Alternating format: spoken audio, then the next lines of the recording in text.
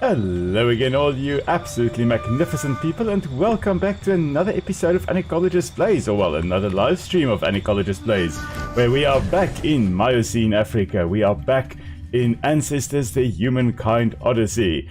First of all, we really want to welcome all of you here. Hope you're going to have a wonderful, wonderful time here with us. Secondly, I do hope that I have unmuted myself. And thirdly, I'm still kind of half in the dark here because today I forgot to go buy another light. So we'll be in the dark on my right hand side here today and tomorrow again as well. Alright, we're going to carry on where we left off last time with this species right over here. We are going to jump right in. We still have, I think, both of them somewhere in the jungle. They were still making their way back to camp, and I think they still had the meteorite with him. So I think those are the ones that had the meteorite that accidentally got chucked. Oh, no, we actually made it back to camp. Oh, that's marvelous. Okay, so we got back here. That's great.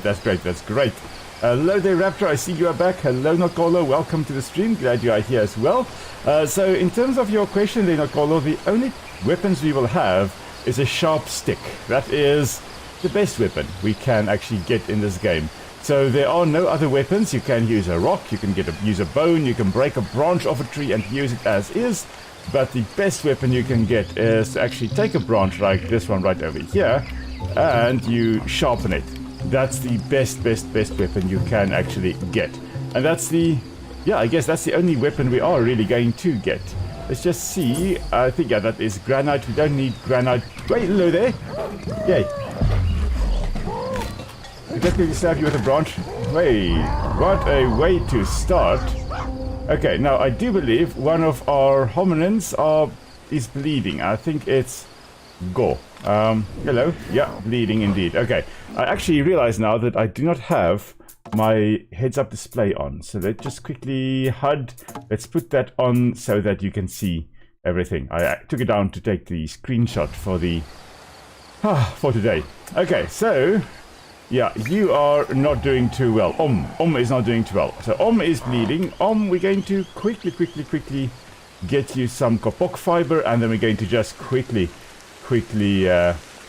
heal that.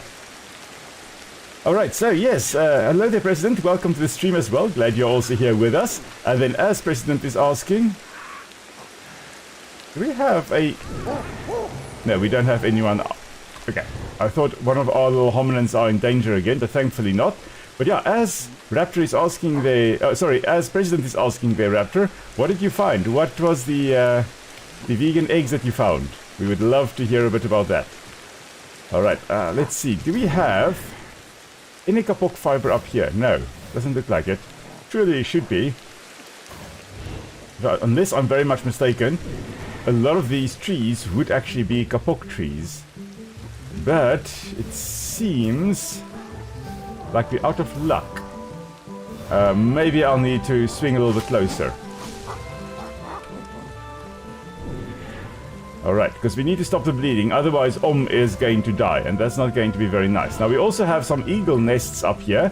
Those will be the nests of the battalier eagle. There is one right over there. I think there isn't one over here as well. There's just one over there. We really don't want to be attacked by them either. Okay. Just going to make our way through the trees, still looking for kapok fiber. Hopefully we will get that. Okay, and hopefully also not fall out of the tree. Still nothing. Poor old is still bleeding. Alright. Let's see, I see Raptor says they've got outer shells and crack open when they grow up enough to break out. Let's see. Seeds. Oh, wait, I'm lost here. Let me just quickly, maybe we've got kapok fiber. There we go. So on those branches we do have kapok fiber. Oh, that is marvelous. We're just going to swing on over to it. Somewhere over here. Okay, where is it? Ah, right up there. Okay. We're taking a detour here. Come on. There we go. Now we also need to figure out where we wanted to go, but first we are going to quickly heal here. Okay, why am I hanging in the most dangerous spot imaginable. Stuff it, I'm jumping. Can we make that jump? Maybe. Yeah, I think we'll make it. Yeah, easy peasy. Alrighty, now, Tom, where are you? We need to heal you. Of course, we are doing it right on the ground here, which is not safe, because that stalker cat may be back at any moment. Let's just see. Yeah, this is indeed Let's just quickly give him that. Okay, right. Now that that is taken care of, hopefully that works. Yes, that worked. Brilliant. Now we need to get a new weapon, because we used our branch to stab that one Amphimachiridus that decided to come and mess with us. Okay. Nicola says the stream is nice and calm. Yes, relatively calm, until of course we are attacked by the Amphimachiridus. We do not want to die. We don't want any of our hominins to die. That is not ideal. Not ideal at all. Oh, of course, I ate one that is a little bit giving me an upset stomach here. I think that one wasn't ripe enough yet. It was still greenish in color, which is not great. Okay, so we're going to have to drink water. We're going to have to find a weapon or a stick to use as a weapon, and we need to find our way back to camp. Those are the three main objectives now. That one, that's not camp. That's the sister archers. Okay, I think... where is our camp? That is now the question. I think it is more to this side. Oh, why are we under attack again? I just saw red flashing with the one hominin. But it looks like we're all alright. No, we're all alright. Nobody is injured. Yeah, everything is fine. Are you alright? Yeah, is okay. Is okay. Okay. Still looking for our camp. Where is it? Now we're looking with blurry lenses here. Also want to check. There is a mamba. That is a green mamba right over there. It's not the Amphimachiridus. That's fine. Surely one should be able to see where our base camp is. I am so horribly lost. I haven't played this in ages. There we go. There it is. Oh wow. Okay, we are quite a distance away. Okay, through the trees. No, not through the trees. We need to drink first. We need to get the upset stomach gone first. Oh, this looks like there could be crocs, but I don't see. Okay. Right. So is sick, everyone is doing quite poorly here. We are most likely going to be under attack in a moment again. We're just first quickly going to try and get our vision back. Because as it is not great. Really not great. We can also eat a little bit.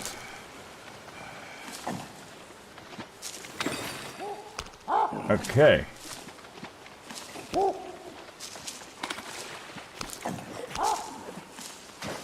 Alright. Just this one and then, yeah, there we go. Now I'm alright. Oh, that's a crocodile, that's a crocodile. There's a crocodile over there. Let's run, guys. Come on, come on. Oh, no. Look, if the crocodile attacks... Oh, no. No, the crocodile is doing something. Oh, run, guys. Run. Just run. If we lose one of our apes now because of a crocodile, I'm not going to be very happy. There's a crocodile. There are our two little hominins. Let's just climb higher up in the tree. Because here we'll be safe. The crocodiles can't climb trees. Now, there were actually arboreal crocodiles, or crocodilians at least, in New Caledonia, so to the north of Australia. They were, well, northeast of Australia. They were at one point arboreal, or most likely arboreal crocodilians. But they're definitely not around anymore. They were relatively small. Large crocodiles like Thorbjorn Norsen's crocodile that we have in the game here cannot climb trees. There's no way they would be able to climb trees. But smaller species, very similar to monitor lizards and Komodo dragons, for example, they could potentially climb trees. And it's quite likely that some of those crocodilians were in fact arboreal. Because there was a niche open, there was a role in the environment that was open. Now, we need to go to there. I don't know whether we have got branches underneath us. I think let's jump to this side, because I know there are branches here to grab. No, no, no, no. Ooh. Ah, we can see. There's a python. We can see the python over there. Okay, let's head to that tree again. Yeah, this is fine. Everything is fine. Everything is perfectly fine. Why is our hominin right by the python? Shish, these hominins. They do their own thing. They love being in danger.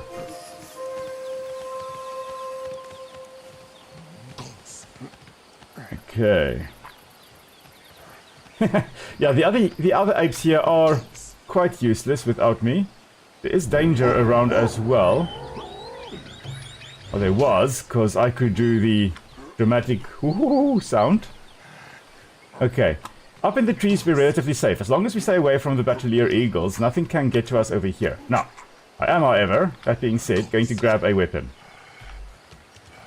We're going to use it if the time comes. If we are attacked, we're going to be able to at least defend ourselves with it. With this game, it is very useful to swing give a few swings, and then just get your bearings again to look for the best path. So don't just swing blindly like I often do. Preferably, you should look where you are going. And hope that you manage to grab branches on the way down. Oh my word.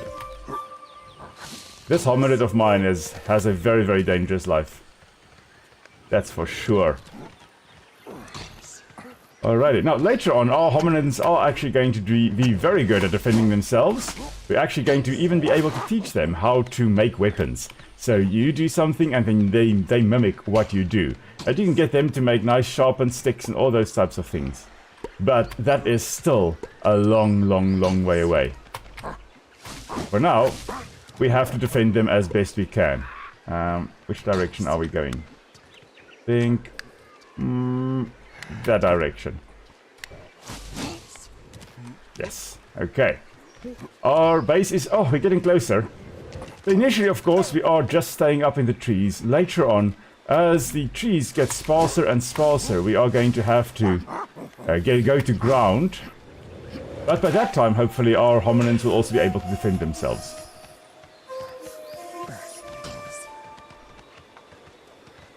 Okay, we're just looking for a way over. Ah, no, don't climb back up. I actually want to climb over to this branch. There we go. We need to keep an eye on our stamina there, the center at the bottom there, because, well, we don't want it running out completely. There we go, we're back.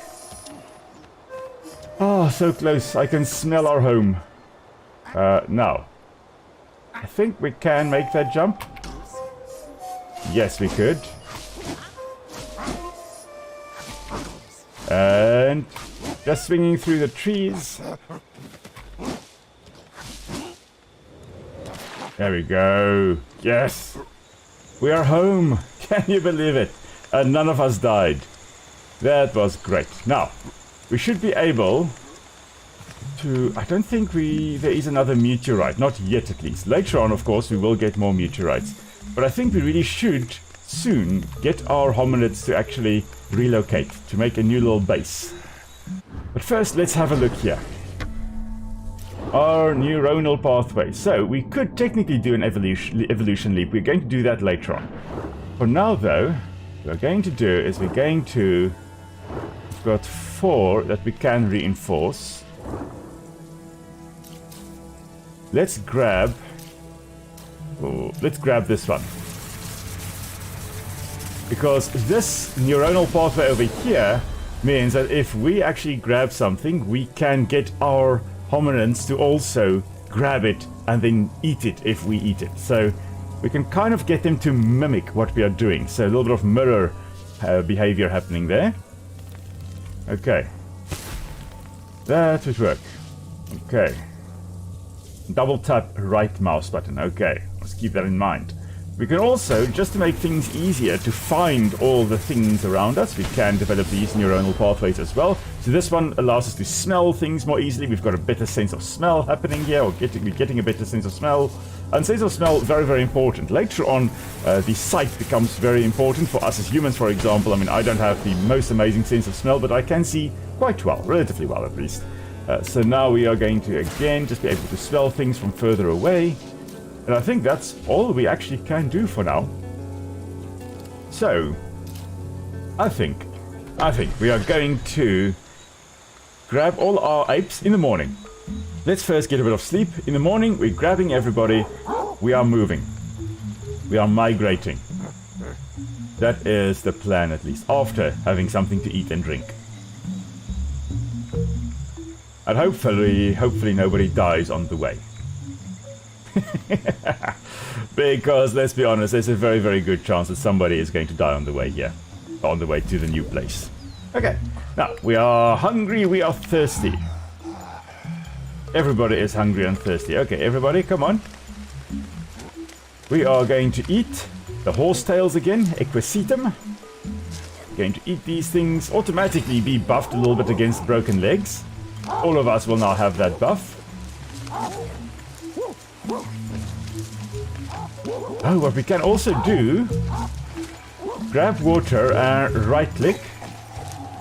Come on guys, you should all be grabbing water. No, I don't think it works for water yet. And now everybody's drinking, but I think it is because I'm actually drinking the water. Okay, so once we have had our fill, I'm going to tell them to all grab a berry. Hopefully that works. Because we want to actually get that neuronal pathway developed so that we can really be good at surviving. Okay, everybody else is no longer thirsty. We're still thirsty, like our little hominid over here. Sheesh, what is our name? We are Yes, of course.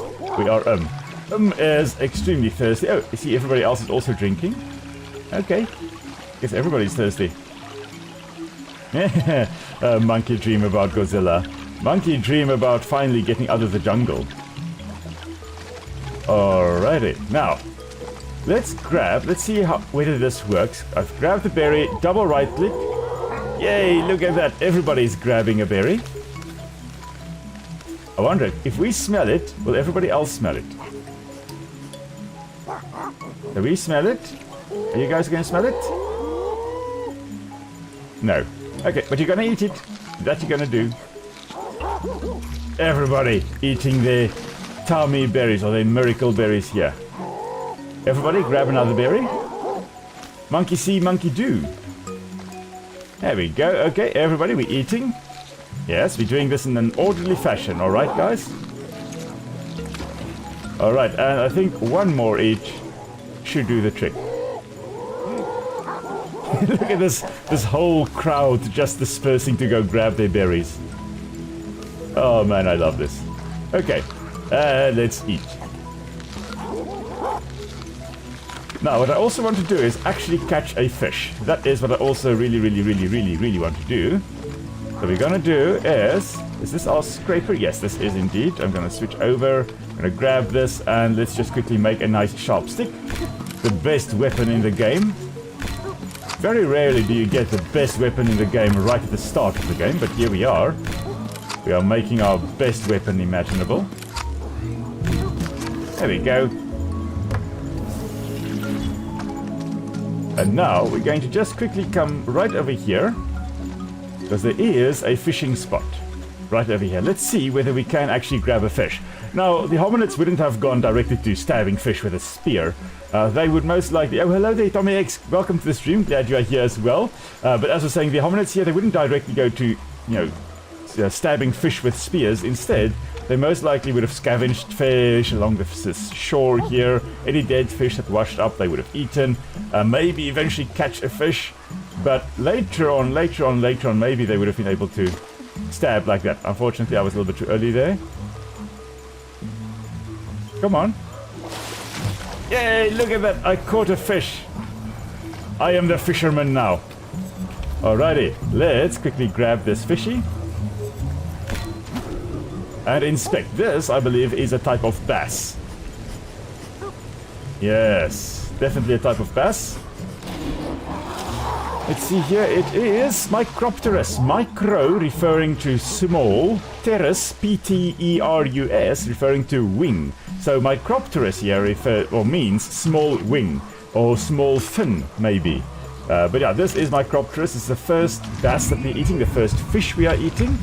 So of course we are getting an upset stomach as a result of it. Now, bass do not occur naturally in Africa. They may have in the past, who knows, maybe there were some, but as far as I recall, there have also not been any fossils found of bass in Africa. They come mostly from the northern hemisphere.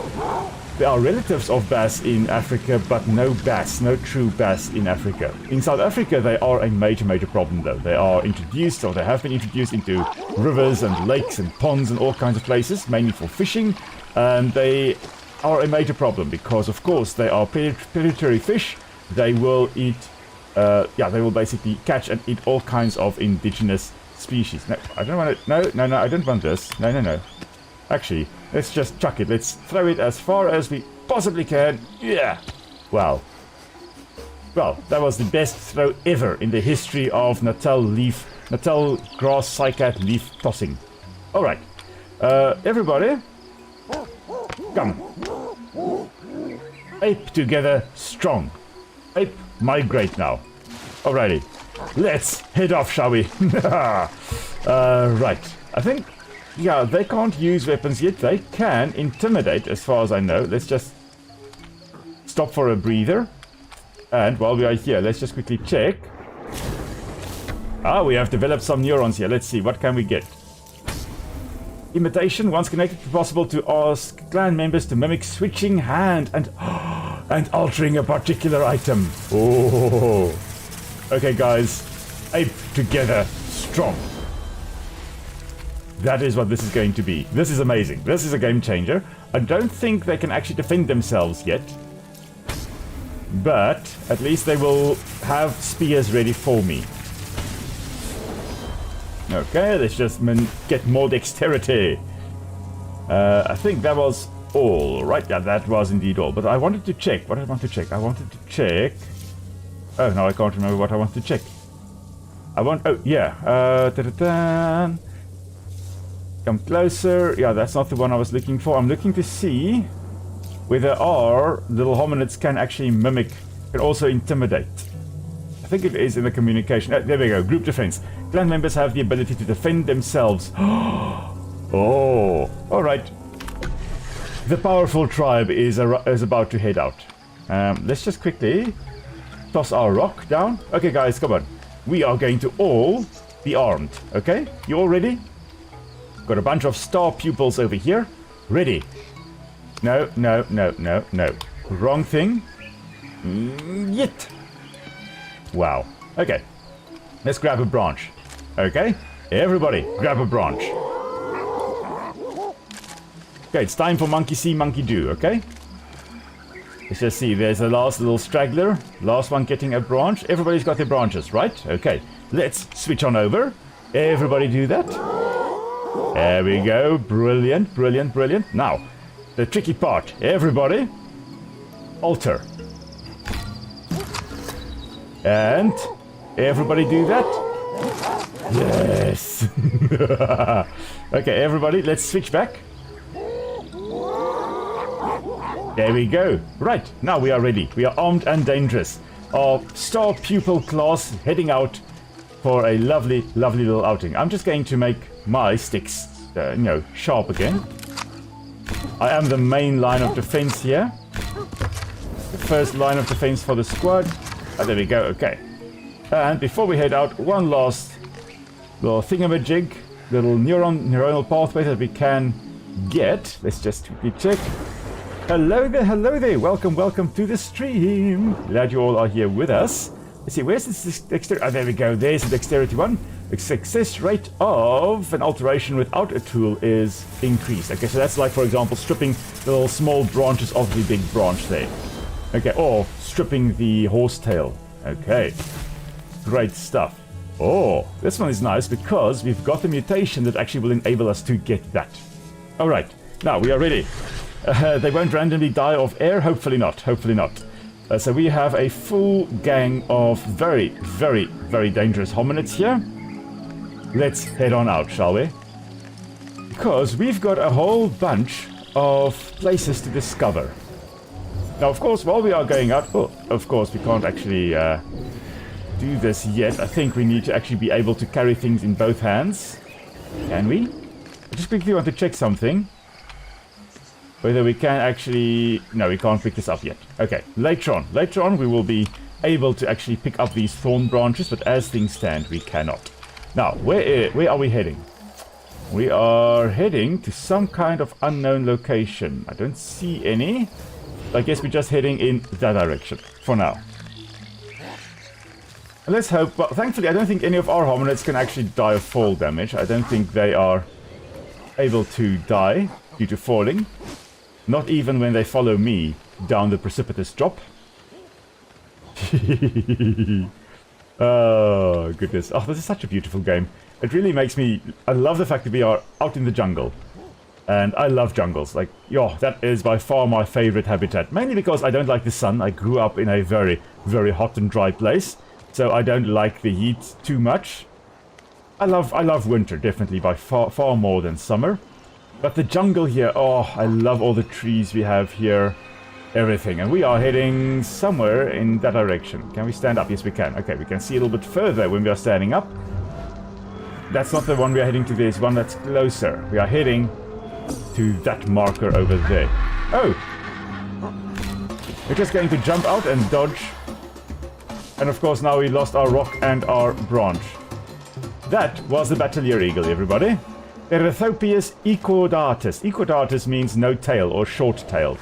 Because it's also known as the short-tailed eagle. Because, well, it's an eagle that has a very, very short tail. It's also quite a small eagle. Now, I'm hoping we can actually get my stick and my stone down below here, because otherwise I've just lost my marvelous, marvelous basalt, obsidian scraper, not basalt scraper. Basalt chopper is what you can make. You can't make unfortunately, I don't see it over here, which means we'll need to go get a new branch. That's alright. Unless it's somewhere over there, but I highly doubt it. No, that's just granite rock. Oh, there it is! Yeah, there's my obsidian scraper. Yes, my favorite rock. Come here, come here. Where are you? There we go. Look, everybody. Your leader has found his favorite rock. This is great. Okay.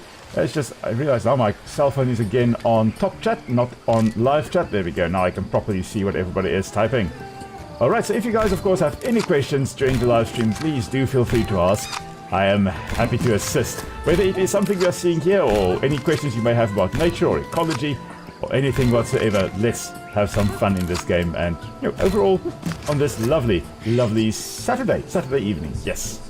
Okay, now, we need to also make sure that we can actually stay alive and not be attacked randomly by predators. Okay, that's one of ours. Okay. That's one of ours. Yeah, and everybody is following us. Okay, everybody, we're heading back into the trees, where it's nice and safe. We do not want to stay on the ground longer than we have to. Later on, when we're better at surviving, and possibly from Sahelanthropus chadensis onwards, so the next hominid we are going to be playing as. Okay, that's just brilliant, Will. We climb all that way up and jump almost down to the ground again. But hopefully with Sahelanthropus, we'll be able to run a little bit on the ground a little bit better, or survive on the ground a little bit better. I think I'm going to head over to this branch. I love the fact that with this game you really have to navigate in 3D as well. You've got to think not just forward and backward and up and so things like that. You've got to go up and down and navigate up in the trees as well. Now, what is the best route to follow? I think to that way, that side.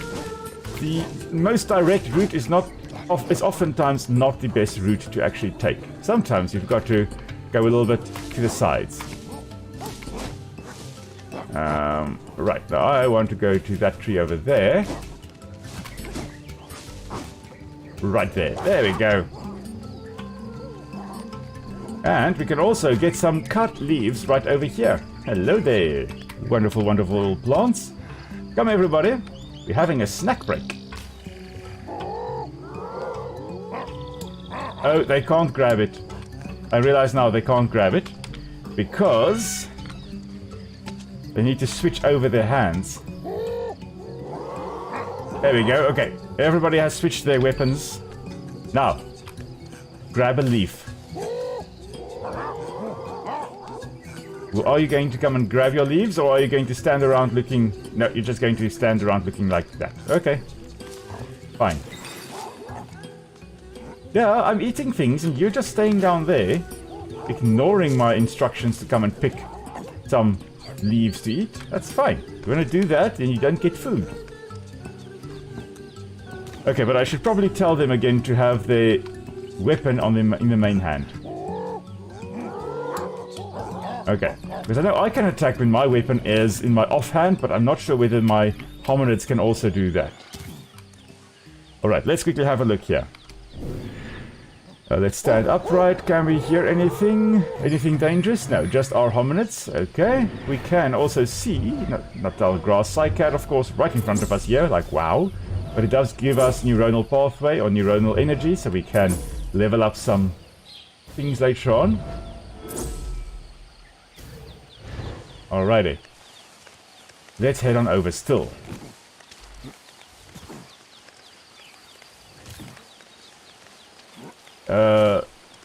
Check before you eat, smell before we eat. We should actually smell before we eat so that we can make sure we actually get the neuronal energy from smelling these things. So, Raptor, you say you're going to have another surgery. When is that, and what surgery is it for? Why did these guys give a whoot sound? Okay, you alright? Actually, switch hands again, guys. Maybe they can actually attack even when their weapon is in the offhand. We'll find out in a moment. Okay, everybody has switched over. Great. Grab a berry, guys. Alrighty, everybody's scattering to go grab berries. And eat. We're having a little bit of a snack on the way here. Alright. Oh, under attack, under attack. Why did you not attack? There we go. Come on, let's end this. Okay. I guess that means they can only attack. Maybe this one already lost their weapon? Who are you? You are Luck. Well, your luck has run out, I'm afraid. Okay. Right. So, let me just grab a branch. Because we now have to again make sure that we more or less stay alive.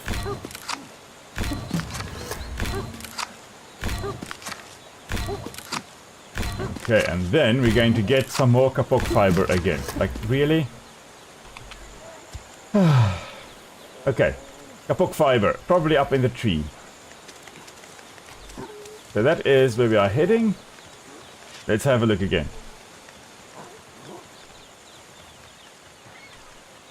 Oh, your left arm. Goodness me, that's not fun.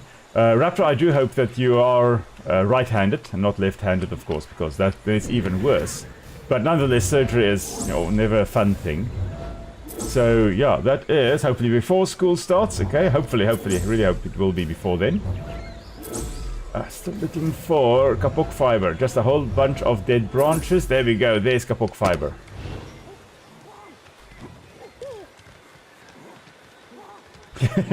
Indeed, President, that hominid of mine is now unluck. Okay, let's just try to grab the branch here. No, we didn't get the branch. Okay, any moment now. There we go. Okay.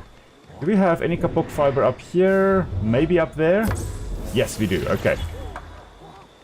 Now, we're just going to grab the kapok fiber and then jump down before the Battalier Eagle can grab us. Yeah, that's what we're gonna do.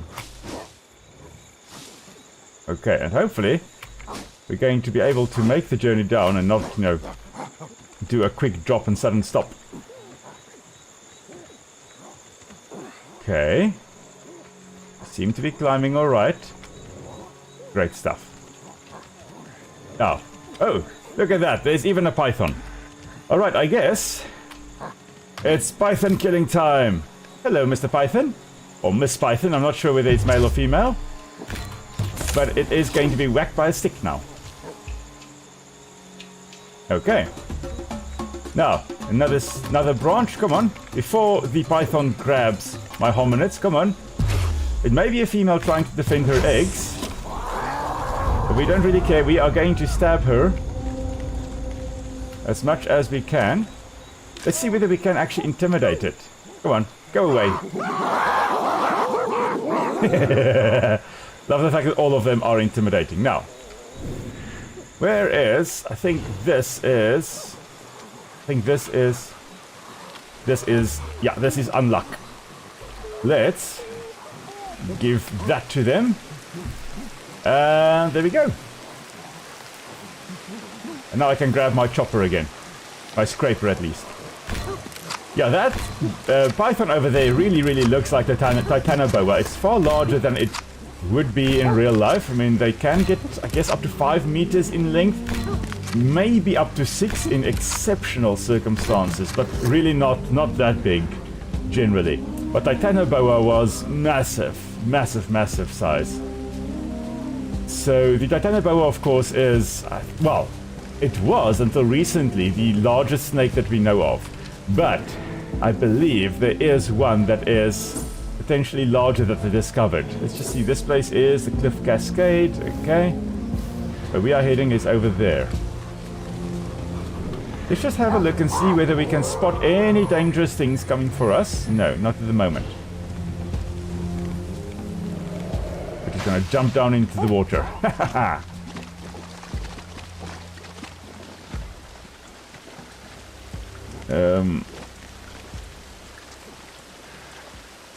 I see Ethan is here. Hello Ethan, welcome to the stream. Glad you are here with us as well. Let's just keep an eye. There is Thorbjorn Norsen's crocodile moving off in the distance. There's just that one that I can see right over there.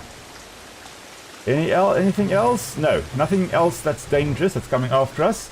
But nonetheless, let's head up into the tree. It's generally safer in the trees except for the battalier eagles, because they can be a pain in the butt, but hopefully we are going to avoid them. We're not going to go high enough for them. They're not designed to go through the dense vegetation. Only really when you're up at the top would they be able to reach you. But right here in these lower lying branches, you should be quite safe from the battalier eagles. So osteochondroma, there we go, finally. Need to focus there, my eyesight is not the best. Oh, Raptor, so you are left-handed. Oh man, that sucks then. Well, I hope you recover quickly then, in that case. As we are discovering, I think the little swamp, if I'm not mistaken, is this little swamp? Yeah, the little swamp, indeed it is. So I see Ethan says, took you a long time to figure out dodging and counter-attacking, to say it was a misunderstanding of mechanics and prompts, and leave it at that. Yeah, initially when I started playing, I just died so many times because I could not figure out how to attack, how to dodge, all those things. But later on, when you get to come to grips with it, it becomes a lot easier and a lot more fun. Then you go and charge everything, and yeah, you do your best to attack everything you see. Now, let's see. Next spot. So I don't think there are any landmarks we missed behind us. I don't think so. No, but let's grab whatever we can up here. Come on. There we go. Kapok fibers. I'm very impatient sometimes. I still need to calm down and just take my time to make sure that everything is in focus before letting my mouse button go.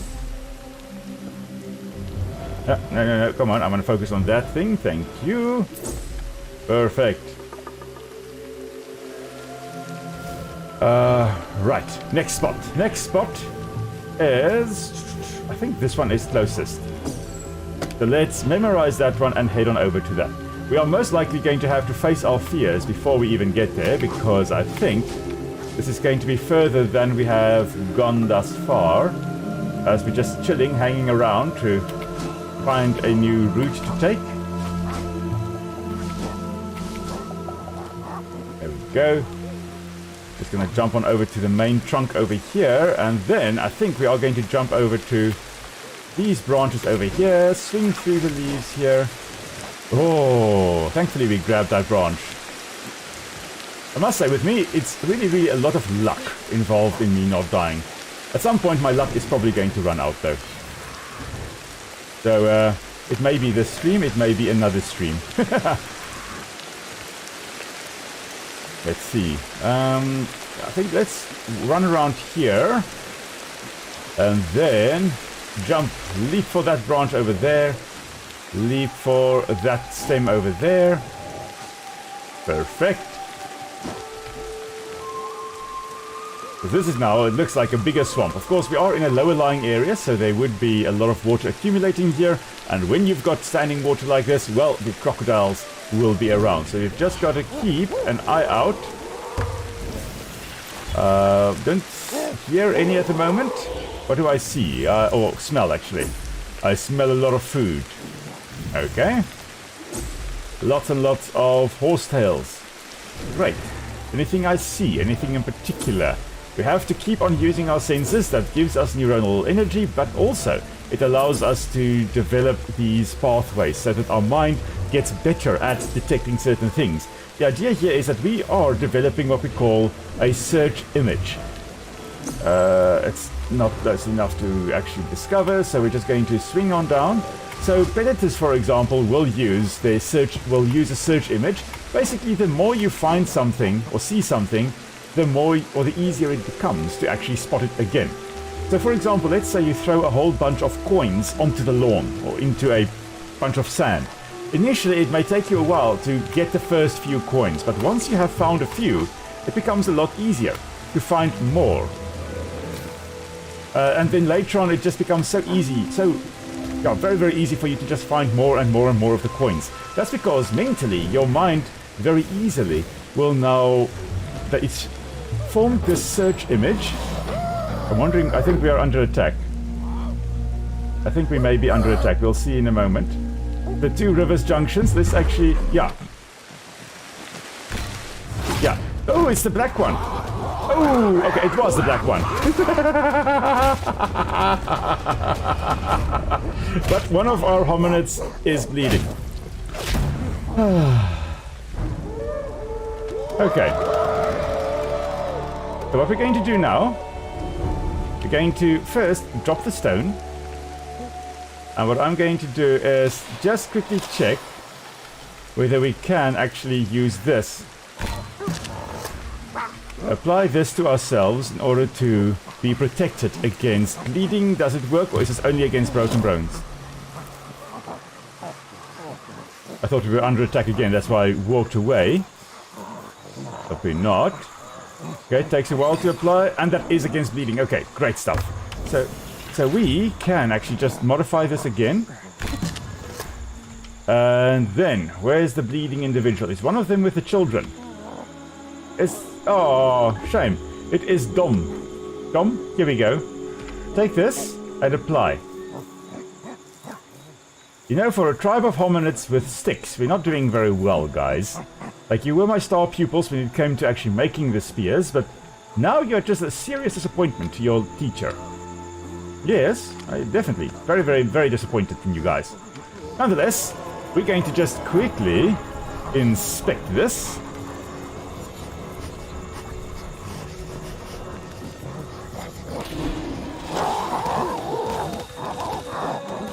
Okay, and let's just quickly butcher this. There we go. Alright guys, what we are going to do now... Oh, look at this, we got a weapon to bash him with.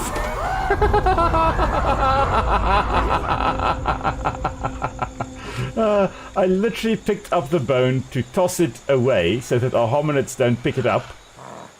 And then we got attacked. Like, what on earth is happening here? Everything is trying to attack us. Okay, everybody, listen guys. Grab this. Those of you that can, grab it. We're all going to get sick together, okay? And eat it.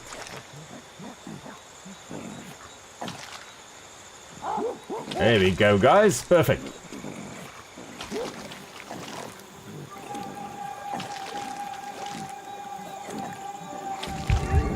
There we go. There is the upset stomach. Alright, so we're just going to... This is an important step for us, because this is what we're going to need in order to become truly omnivorous. We're going to have to get as much... Well, eat as many different things as possible, so that our stomach gets upset and we get used to it. You know what I just realized? It is 4 o'clock in the morning and we have not yet slept. Our guys are running on 24 hours, or almost 24 hours, 23 hours worth of activity. Okay, I'm just wondering why these guys are not eating something. Oh, that's because everything, or they all have their sticks in the main hands. I'm gonna take your stick because you guys don't do a good job with your sticks. Gonna sharpen this one. And then what we are going to do is look at this hole over here. And we're going to poke it. Similar to the fishing, this is of course a way to actually get some food. Right. Now, what I'll need to do is actually... okay, never mind. Grab the snail, let's just inspect it. And then we are going to just eat the snail. And I just realized there is a python right over there. I'm just going to drop this. And, listen, Mr. Snake. Snaky. We're busy here. Go away. Okay? I was going to say don't mind us, but please do mind us and go away. We are not impressed. Okay. Right, now where's my snail?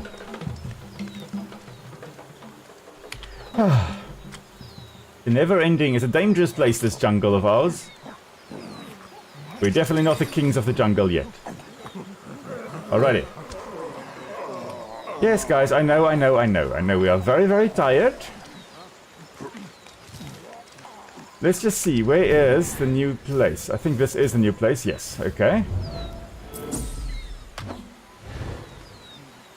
I don't really want to lie down at the bottom here, so let's head up on over here. Let's find a higher spot to sleep. I really do not want to be down by the river. There can be crocs. There we go. Eyes closing. Oh, we are going to sleep right here by the python nest. Because that's not dangerous at all. Will decides, you know what, we are not going to sleep by the river, we are going to sleep by the python nest. Okay. Just gonna toss the rock, and then just lie down flat on the ground and sleep, I guess.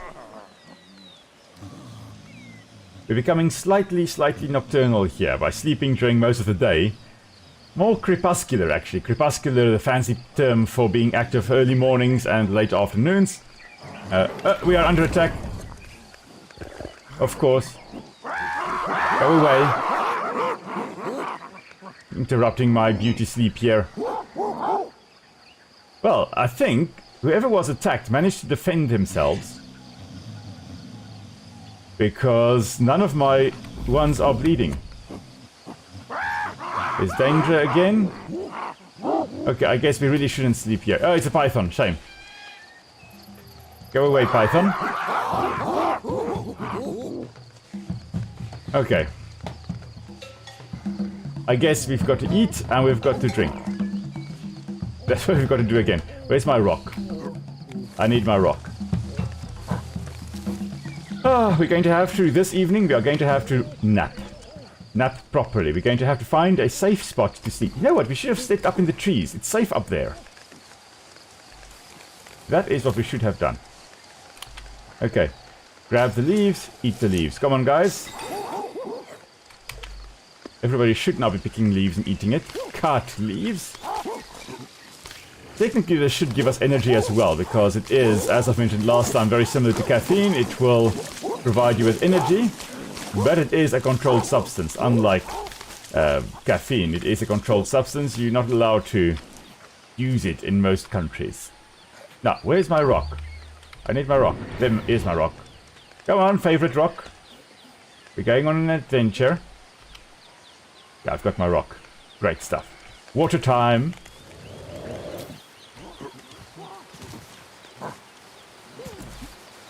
Alrighty. Sheesh. Okay, so the black one here, the black Amphimacauridus, of course being quite good, or relatively well camouflaged in the jungle environment, which is, I think I'm not sure whether you do see them more often in the jungle here, but you should. In theory, you should see them more often in the jungle. Okay, which ones are not drinking? And why are you not drinking? Are you not thirsty? Snake, again. There we go, there is the python moving away again. Safety in numbers. Now it's of course very useful that we are actually here as our whole troop, rather than just me and 2 friends. Everybody together, everybody is able to then actually scare everything away. Why are you... what have you got?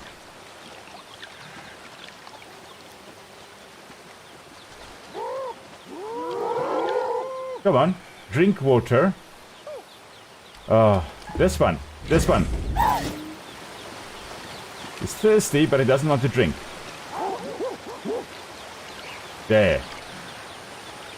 Okay. Now, this one... I'm going to take your stick. Okay. Gonna throw it on the ground. Now switch over to We've got to drink. We've got to drink now. We leave no hominid behind, okay? Okay. Alright. Monkey see, monkey do. All the ones that are... oh, for a moment I thought there was a black Amphimacauridus moving at the back there, but it is just another hominid going to go drink. I think we're all okay now. Now, is this... now this is Dom. Where's there we go, Switching over to is my one. I love using Initially it was and then it became Alright, now, we are heading off again. We are going to go into, very soon I guess, into a more open environment. So the trees are going to become a little bit sparser. But first we need a nice place to at least settle a little bit. So let's just head on over to this area. Let's look around to see if we can find a nice place to settle. But I think we're going to look around from the safety of the trees, because that's where I prefer being. Rightio. Okay, just going to stop over here on the branch and stand up, because standing up, very, very useful way to see a little bit further. There are some places over there we could go to, but I think this one is potentially a little bit closer. We're going to stay the course. We're going to go to that one over there. Just going to quickly grab my energy. There we go. We're ready to swing. Well, jump actually, rather than swing. We're going to be swinging now. Yes, there we go.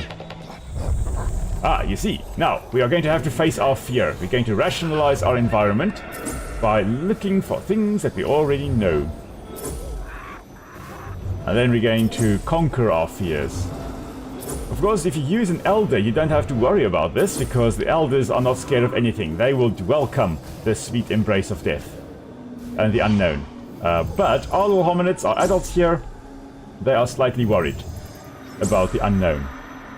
Almost have our fear, there we go, rationalized, the surroundings rationalized. And now we've got to head in that direction. Somewhere to that side, okay. Just going to keep on swinging and... oh, that was close, okay. There we go, okay. Great stuff. Oh, leap of faith. And conquer our fears. Okay. Oh, great. The world is in color once more. That's that. Okay. Ooh, there's a python right below me. Almost jumped into the mouth of the snake. Oh, my word. Okay. Is this coconut? Yeah, this is... oh, this coconut up there. Okay, I think this is, or there should be an oasis. This should be a nice place for us to actually settle. Oasis, of course, usually a term used in in desert environments, not in like rainforests. But it would be a place where there's water, there's food, there's everything you possibly need. Now, I'm just going to drop my favorite rock, because there is something else. There are dates over here. Also palm, similar to coconuts, but a different fruit altogether. There we go. Just going to inspect a nice new source of food. A date. Okay, can we eat it? Should be able to eat. There we go. Perfect. Everybody all going to go grab it now. If not, I'm going to tell you to eat it. Come on, guys. Everybody grab a date. Oh, there are some dates right down here on ground level as well. Okay, so everybody is grabbing that. Great stuff. Very, very nutritious, the dates here. And they're slightly larger than the ones that we are eating, of course, nowadays. But alright, I think we're all fine. Yeah, everybody is still with us. And we are almost at this oasis. I think this oasis is where I have been attacked the most times by the Machaeridus, by the Amphimachaeridus. When I initially established, yeah, I think this is actually the spot I established previously. There were so many Amphimachaeridus attacks at this spot over here. But we survived. I think I killed my first Amphimachaeridus right over here. Right where I'm standing now. This is a site. This is almost a sacred site to my tribe. Alright, now. Can we see anything? Smell anything unknown? I think there is a new fungus for us over there. We're going to have to go and smell that in a moment. But first, we're going to discover this place. And go, while I drink a nice bit of rooibos tea.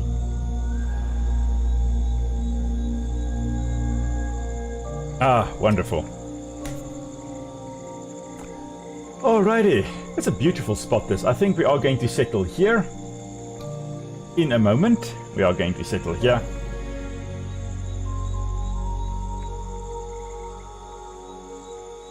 Alrighty. Beautiful, beautiful area. Oh, I love the environment of this game. It's really, really just amazing. Okay, we're just going to drop our tools and look for some Natal grass cycads. Right over here, we've got a few. So I think we're going to sleep in the center. We are the main ape. We are the main hominid right over here. So we're going to make a nice bed right there in the center. Everybody else can sleep around us and keep us safe. You know, the sacrificial hominids. That's what they will be. And then we're just quickly going to, well, first construct this. And then we're heading on over into this cave to go see the new fungus. There we go. As Ethan also says, when they figured out how to use coconuts, would stockpile tons of them and have all the hominids prepare them for eating and drinking. Oh, in unison, wonderful. Was pretty effective. That is great. That is really, really great.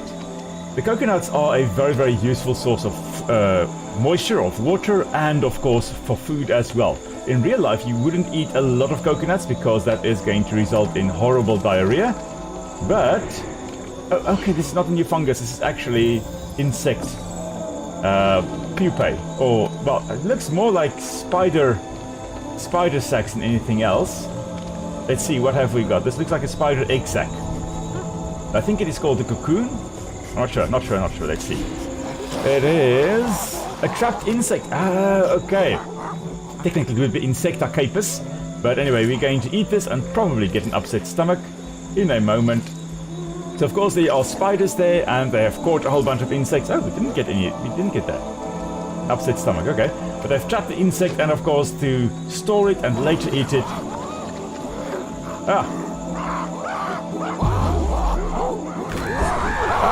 I missed it. Okay, I mistimed there. Okay.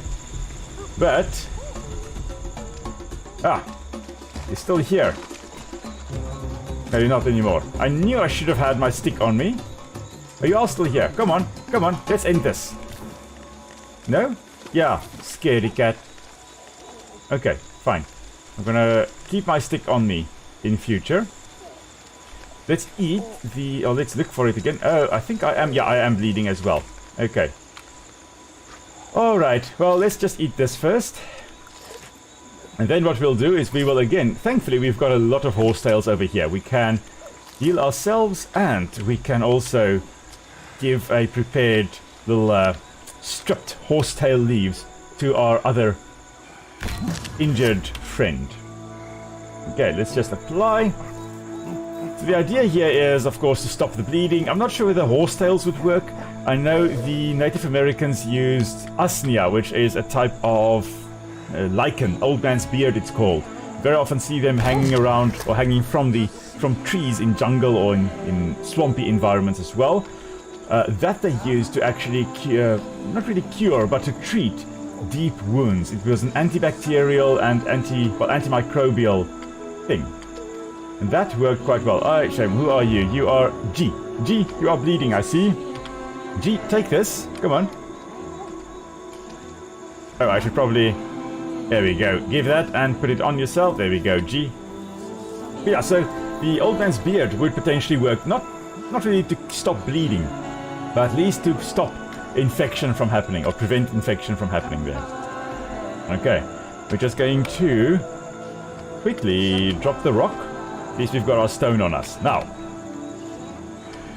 let's see. We're going to be able to develop a whole bunch of neuronal pathways here.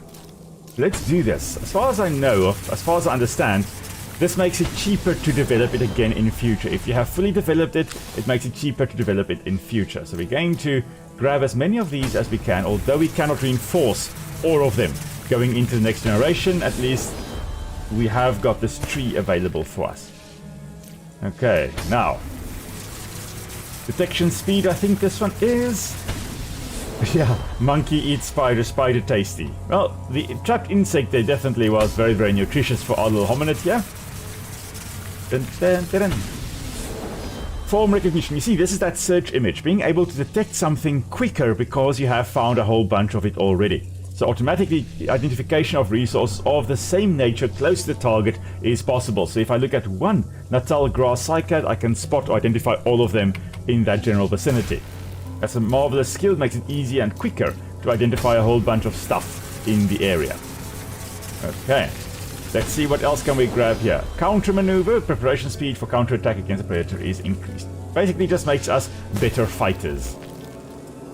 Alright, building, there we go. One less item is needed to actually make a bed, or for any construction project. It's great, it's good, but it's not that great. There are better ones to grab. Let's just see what else we can get here. Once connected, becomes possible to stand upright at will to walk a few meters. Now this is an important one, because this is the path to bipedalism, to being able to walk on two legs. So we're going to get this one. Going to reinforce that one. Okay.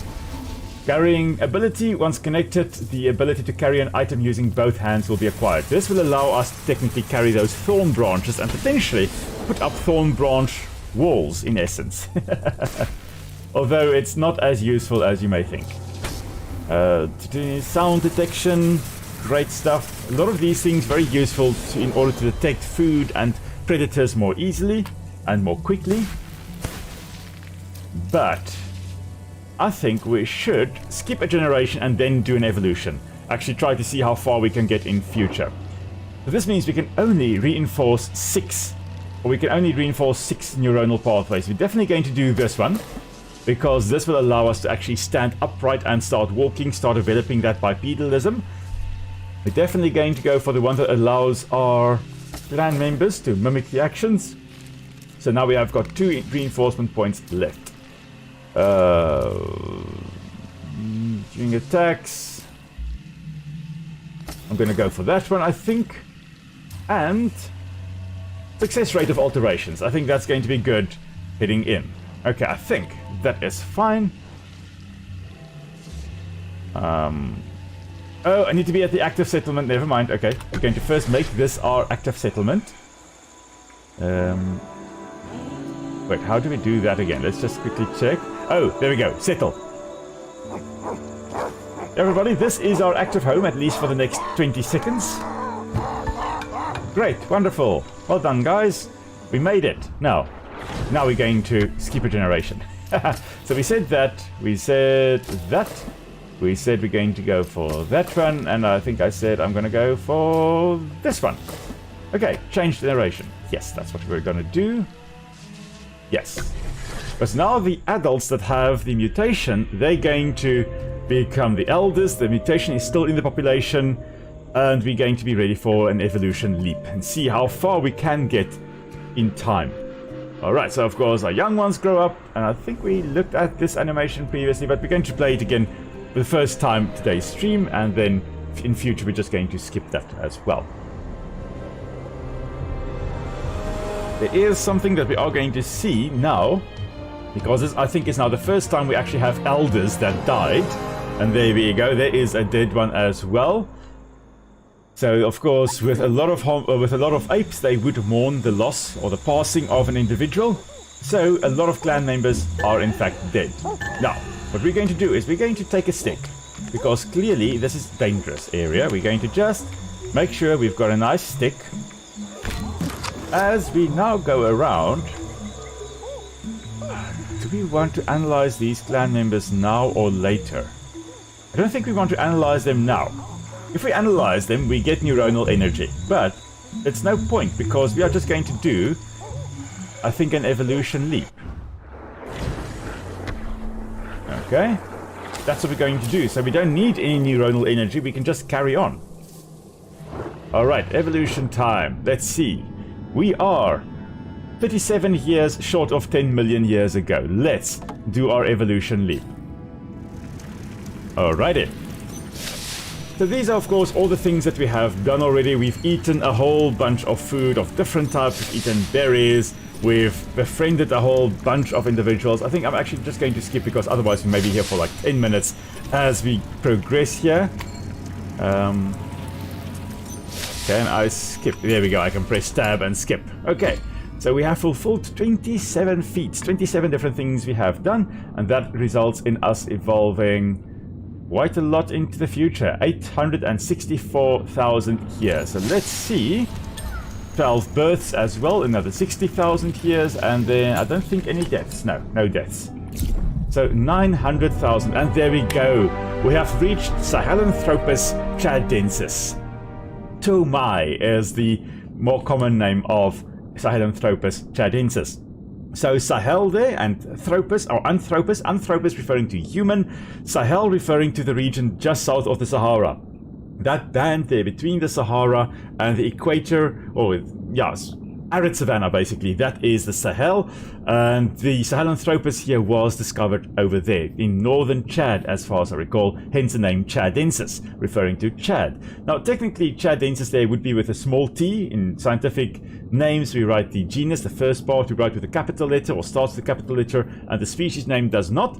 But in this case I will give them a pass, because you can, if the species is named after a person, so it's a proper noun, like a name, or in this case the name of a country, you could write it with a capital letter. But usually we actually don't. Most of the time we'd write Chadensis there with a small t. Now the name Tomai means hope of life, which is in the area where Sahelanthropus was discovered. That is a name that is given to people, babies that are born in the dry season, because it's a harsh time, there's very little time or potential, there's a great chance that the child is actually going to die, or the baby is going to die before the wet season arrives. So Tomai is a name given for that, for children born in the dry season, hope of life. It's also the president of Chad at that point in time when the species was discovered. He knew someone, was a friend or some acquaintance of his that was named Tomai, and that person actually died when the previous president was overthrown. So it was kind of an honorific title to, give to the name here, to the Chadensis as well, Sahelanthropus chadensis. All right, I see Andy is here. Hello there, Andy. Glad you are here with us, though. Welcome to the stream. Rather late than never, hey? And we are actually ready to jump right in again, as we have a new hominid species. Now, I'm not sure where we're going to start now. I think this is actually a new place. This is a marvelous spot. This is a beautiful, beautiful area with that nice little arch over there. The river, of course, has eroded the rock away over time, resulting in this archway being left behind. The softer rock has been weathered away by the stream, and the harder rock remains behind. Now let's see. Where are we? I know this is my current settlement, but I don't see the name of this place. Now, because we can always be in danger, I'm just going to have branches on me as we try to figure out where we are. Get our bearings. Is this a place we can discover? Should be. Doesn't seem... No, I don't see the name. Oh, there we go. There we go, I can actually discover it. I was like, what can we do?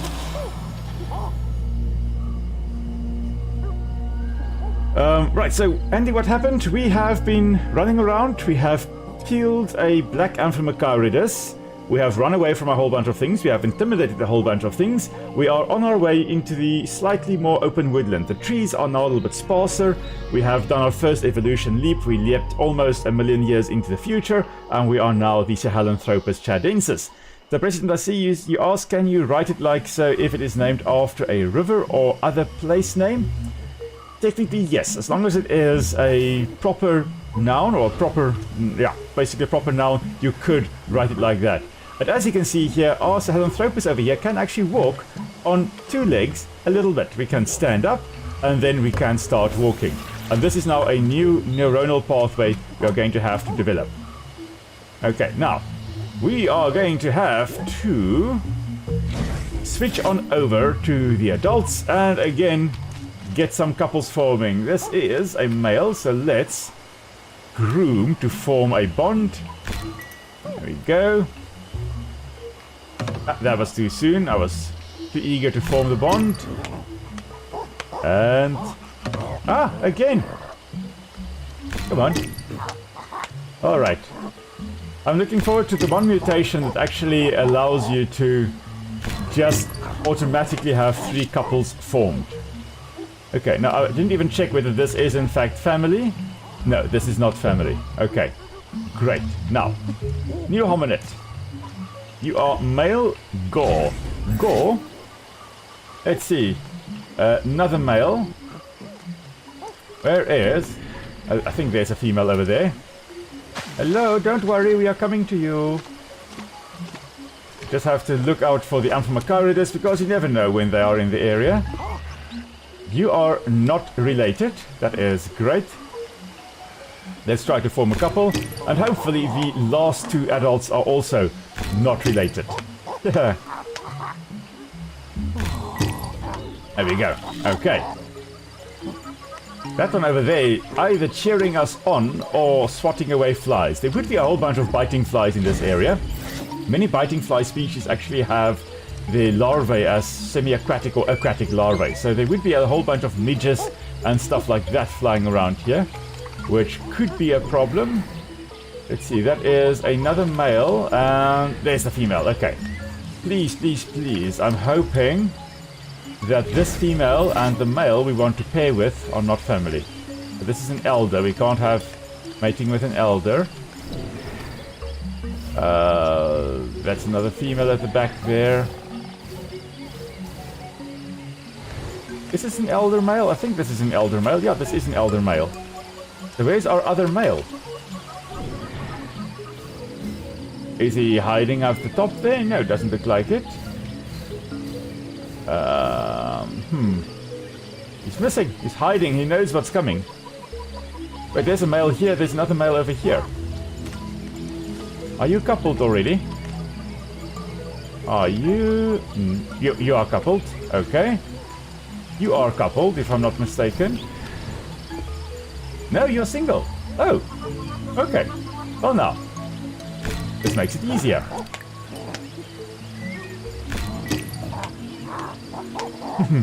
So yeah, Andy, indeed. Monkey stand up. This is indeed new for us now. We have not yet had that in the game. This is the first time that our hominids can actually stand up. And there we go. I actually accidentally pressed Z to stand up. Let's make a bed once more. And we are going to become a little bit faster on 2 legs later on. As we progress, we are going to be much, much faster on 2 legs than on on 4 legs. Of course, we're going to be much faster on 2 legs than on 1 leg. Come on, why can't I build? Oh, I should press and release. Alrighty. Let's call over our partner. Here he comes. Let's mate. And then We're looking at nice blue butterflies up there. And then we're going to switch over to another individual. Another one of the adults, I think this one over here. Ooh, you're going to also do this. Do a flip. Oh, if only we could, eh? If only we could actually do a flip. That would be fun. Like, imagine the acrobatics involved. Okay, so there's our second baby, hopefully going to happen.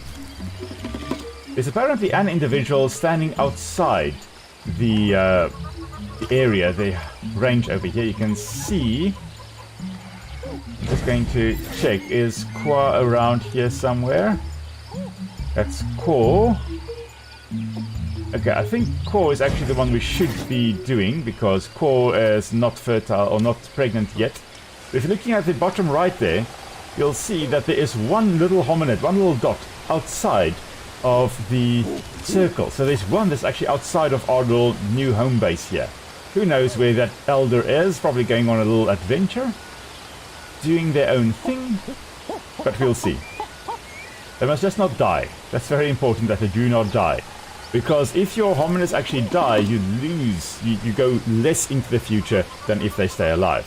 Okay, now we've got 3 pregnant females. We are going to have birth now. So 3 babies popping up. And now we'll just rinse and repeat. When they mate, they sound like pigs. Oh, mating baboons is a sound you will never unhear. Once you have heard it, you will never, ever unhear mating baboons. And I hear it very often, because at the university where I am, we have got baboons running around there as well. And goodness me, they make a lot of noise. Initially you wonder, like, what on earth is happening? And then later on you realize, oh, I know what's happening. It's, you kind of hear Can You Feel the Love Tonight playing in the background. Alright, now let's look for a female that isn't pregnant yet. These are 2 males, I think. Yeah, 2 males just hanging around. Another male. Now, where's the female that isn't pregnant yet? You're not pregnant yet, so let's change that. No, I don't want to go into the evolution screen here. Sorry, wrong one. Call your partner over. So these ones here that we've got are monogamous, or monogamous actually. 1 male, 1 female. You don't have 1 male with many females like in baboons. You would have the main guy. He will have a whole bunch of females potentially that he will be siring offspring with. But in this species that we're playing as here, they do not seem to have that. Alrighty. Now, we are going to, I think, end the expedition. I didn't even know we were on an expedition, but okay. Let's grab another baby. Let's grab one of the elders. You wanna come on an adventure? Who are you? You are D. D, you wanna go on the adventure? Apparently, yes. Okay. Thank you, I'll take that. And D is just going to grab some babies. Where are the others? Oh, there are a whole bunch hanging out over here. Hello there. Come on, piggyback. And I think 1 more male.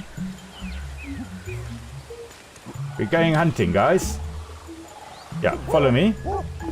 And let's switch on over to you. And I'm just going to grab this stick of D and grab the last 2 babies. Now, where are they? There's one over here. Where's the last of the babies? Probably like right behind me here.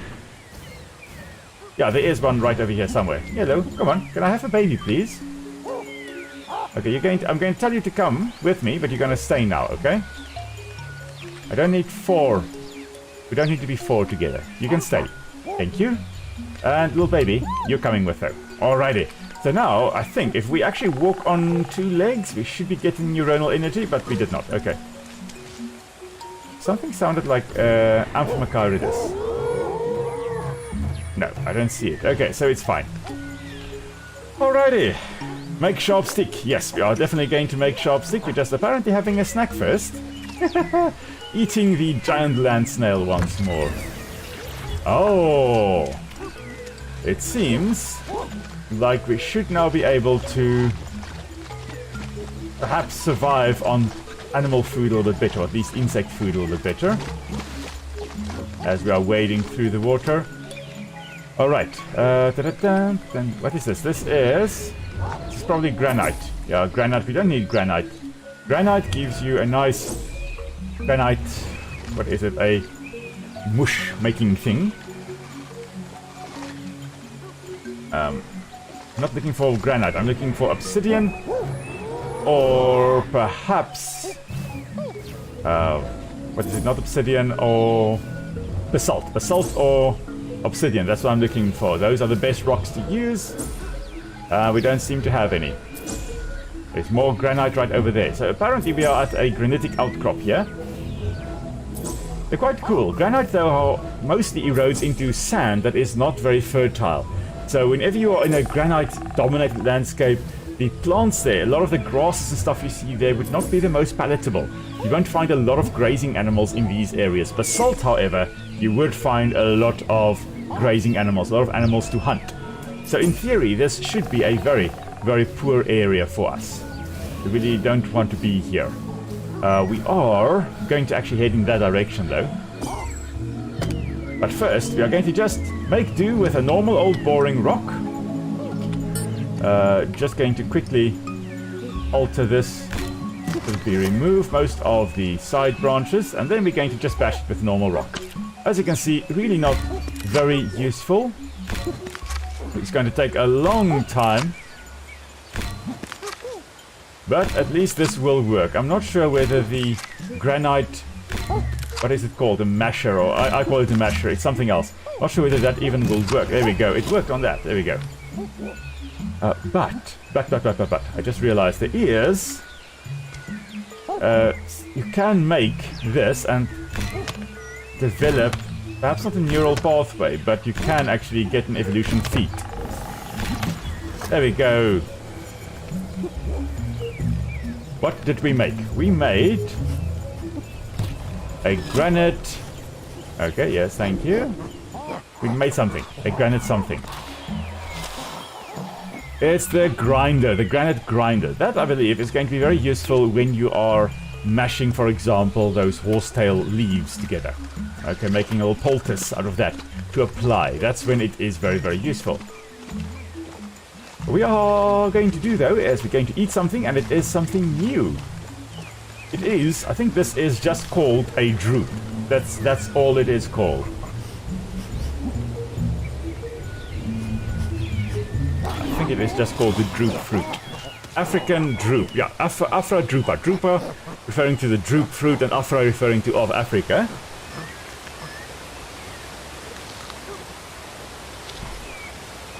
But we are just going to eat this. This is going to be nice. I think it fills up your water as well a little bit. So if you are in an area where they don't have water, but you've got the drupes over here, you can eat it. But the drupe is just a type of fruit. It's not the species that we have here. In fact, this looks more like delicious monster than anything else. If you're looking at the leaves there, they've got those holes in there. Very similar to the Swiss cheese leaf plant. Basically that... delicious monster, that's the one. Delicious monster or its relatives. And of course, we ate something that isn't great. Okay, let's just heal ourselves before we get move off again. And then we are going on a little adventure. Okay. Just drink, flush all the bad feelings out of our system here. And as soon as we are ready, we are going to head on off. I think actually getting an upset stomach like this and then drinking a lot of water to heal it is great, because I do believe it means that you develop a neuronal pathway for healing those types of things. So the upset stomach doesn't last as long. Okay, but now we are heading off on an adventure. Oh wow, lovely bunch of rocks for us to jump on, because the water here is extremely fast flowing. Really wouldn't want to try to swim across here, because you most likely would be swept over the edge there by the current. Now, What do we hear? Do we hear anything? No. Do we smell anything? We smell a whole bunch of things, actually. Oh, that's something new. We're gonna go see what that is. Maybe it's something to eat. Maybe it's something to stab. Maybe it's something to look at. Oh, I think it's elderberries. Let's see. Hello there. Are you food? If it is elderberry, we really shouldn't be eating it raw. It is, I believe, quite toxic. But we are just going to go, yep, this is good. Good eating, good eating. Alright guys, we're heading off again. Oh, there are some things there, maybe some... Oh, hello. There, take that. Yeah. Okay, new stick, new stick. Ah, never a dull moment. Okay, now what I was actually looking at were those things there. I think those are piggies. Yeah, Metrithiochurus. Metrithiochurus. Churus referring to pig. I believe it's ancient Greek for pig. Yeah, again we're going to just make a sharp stick because why not? We've got the stone. We've got the technology. Well, if only I could have the timing, it would be perfect.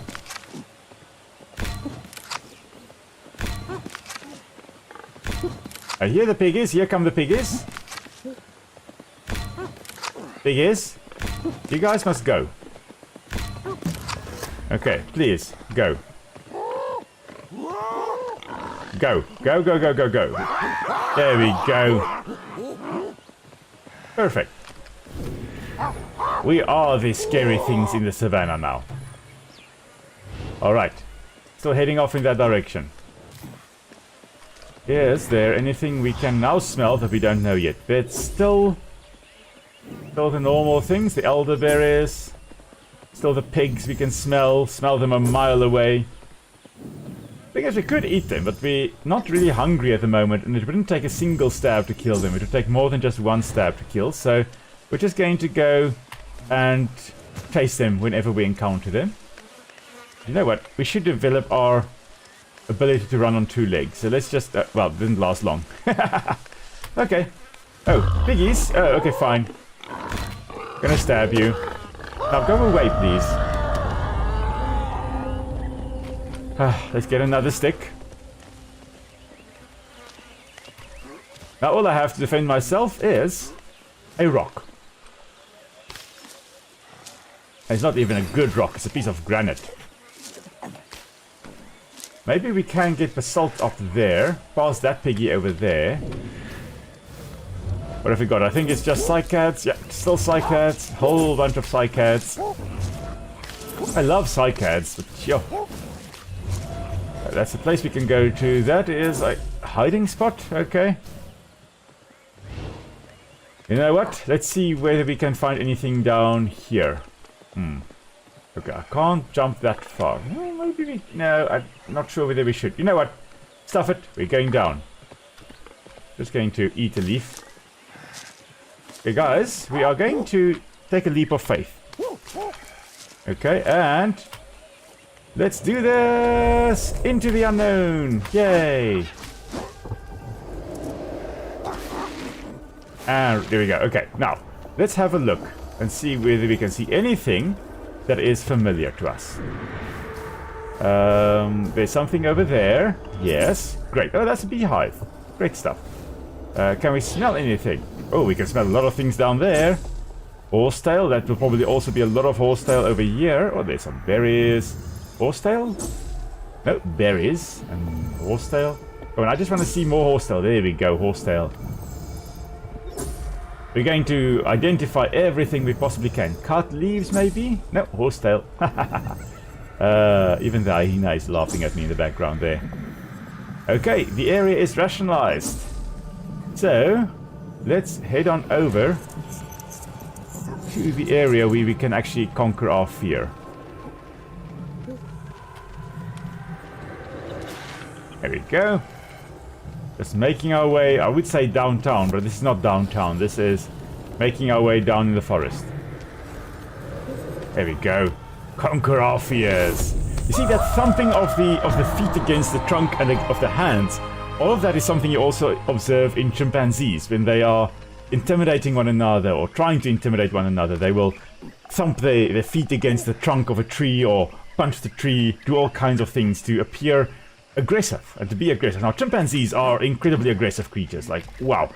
Why some people decide to actually keep them as pets, I will never understand, because those things can rip your face off. They are potentially extremely dangerous. Not something you want to mess with. And they are not these nice little gentle herbivorous apes. They are omnivorous. They will go for other monkeys. They will attack and kill other monkeys in coordinated hunting parties. So they are not very nice creatures at all. Ooh, new fruit. What have we got? This looks like a mango. Is this a kasturi mango? I don't think it's a kasturi mango, is it? This one is apparently not very nice. Oh, it is the African kasturi mango. Okay, but this one is apparently unpleasant. It's green, so we're gonna chuck it. This one, oh, is this one nice? This one looks a little bit riper. A little bit of green at the bottom there, but it is apparently quite edible. So let's grab it and eat it, shall we? The kasturi mangoes, as far as I recall, are quite endangered. I'm not sure whether there are any... I think it is. It's extinct in the wild, as far as I recall. The kasturi mango is a type of mango. It's a specific species or group of species. But it's not the typical one that we eat. That's not a kasturi mango. It's a other type altogether. Alright, now we should be getting close to this place to identify. And then we're going to find a new place to go and head over to. Can we? Yes, we can discover it. Perfect. Alright, so this landmark is the Rock Slide Oasis. Oh. Our little squad of 3 have made it to the Rock Slide Oasis. Okay, so this technically could be another place where one could settle. Because there's food, there's water, there's relatively safe environment. There you're still going to have the stalker cat potentially popping up. Because after your first generation leap, you will have that stalker cat popping up. And I'm not a big fan of that stalker cat. He will always catch you unawares. When you least expect it, he will pop up. It's like the Spanish Inquisition. Nobody ever expects the stalker cat. Nor the Spanish Inquisition. But there they are. Okay. We're just going to sit on the rock here. Make sure there's nothing dangerous in the area. No? Nothing? Nothing. Okay, great. And let's just alter this branch over here.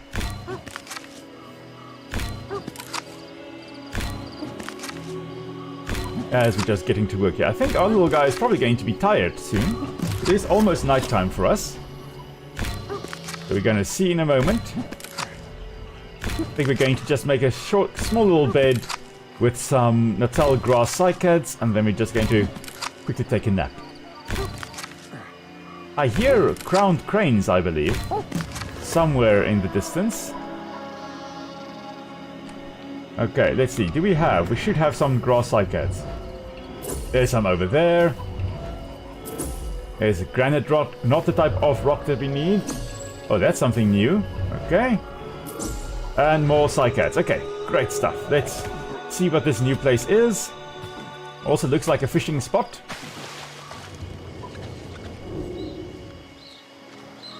Inspect. No, that's inspecting the stick. Come on, I want to inspect what is down here. There we go, that's what I want to inspect.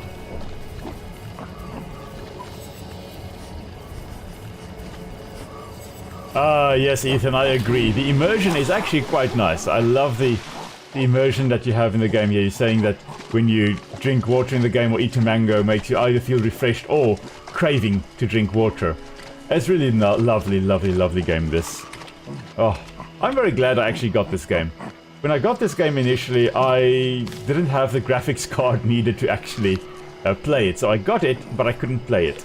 And of course now, as you can see, we can play that. So that is... I'm so thankful that I can actually now play this game, because it has been a very, very enjoyable game to make a series of, and to be able to live stream this again now. Just keeping an eye out for danger. Because even though we are at an oasis, that stalker cat can still come and get us. Oh, that one has an upset stomach there. This one ate... Yeah, wow, okay. Ate a very, very bad food poisoning there. Or bubbly stomach. That's what you get from not inspecting your food first, little one. Okay, let's make a bed once more, shall we? Just gonna make it right over here. Need more grass cycad leaves right over here. And we can run short distances on 2 legs, and then of course it becomes a little bit more demanding and we drop down to the ground. Start construction. And jumpy, jumpy, jump. Very similar to how gorillas grab a whole bunch of leaves, put it together, and then you would have a little nest made by the gorillas there. Okay, now, we have got a whole bunch of neuronal energy that we can actually use here. Shield duration against all poisonings and injuries longer. That's great, but that's probably going to be more useful out in the savanna, where we need protection against sunburn, for example. We've also got one new one here, controlling strength. I think this is also for dexterity, makes it easier to actually alter things. Success rate of an alteration using a tool is increased. That's great. And then I think what we're going to do is to just develop. You know what? We're going to go for building. Means that we need to get 1 fewer items in order to actually make a nest. Hello there, Henk. Glad you are here with us. Glad to have you here with the live stream here. Henk saying that it's an interesting game. It is indeed. Very, very interesting. I absolutely adore this game. And I've had a lot of fun in it. And of all my shorts and videos on YouTube, the one I made of me jumping out of a tree, out of the father tree in this game, is by far the short that has garnered the most views. Which is interesting. It was just for fun, and there we are. So not sure if you guys have seen that, or yeah, maybe that led you to my channel, but that's been an amazing little short. Okay, oh, there's another little neuronal pathway we can actually form, a new one. Let's just grab that one. Once connected, it will be possible to move on 2 legs a little bit longer. Wonderful, so we one step closer, pardon the pun, to bipedalism. So Andy asking whether Andy is German. No, Andy is Afrikaans. Sorry, not Andy. Andy asking whether Henk is German. No, Henk is also Afrikaans, same as myself. So that there is Afrikaans. So let's see here. What can we also develop? I think, yeah, let's go for stripping, because you know what? Apparently that was already a profession out in the ancient times here. And there we go. Another little one we can actually grab, and we can only grab this neuronal pathway here, or this node over here, because we have a mutation that actually makes it possible. Oh, that's marvelous. Okay, and now I think let's go for the sensors, so that it becomes easier to actually detect things. Okay. This one is a nice small one. This should be doable.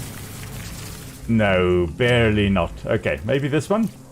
We have a little bit of neuronal energy left, but it is enough to actually make this connection. Perfect. And then I think we'll just sleep. We'll take a quick little nap over here. And hopefully not be attacked by something. I'm not even sure whether I've got a stick in my arms. I'm hoping I do. Otherwise we are going to be in for a world of pain when that tiger comes in. There we go. There, like that. Okay, did I bash him with my fist? I think I bashed him with my fist. Yeah, because I did not have my stick on me. Go away, you naughty Amphimacarides. Alrighty. Guys, it is time once more. Okay, I am going to strip the leaves, apply the leaves. So our one little friend over here, our one hominid, was attacked, and then we got attacked as well. And because we did not have the stick, of course, we suffered the bleeding. Of course, that Amphimacarides, they did not attack the one hominid with a stick. He knows who to target. Alrighty. Got my stick. I've got my rock. Now I'm ready. Well, I say I'm ready, but we're ready to eat. That's what we are first going to do, and then we're going to head off.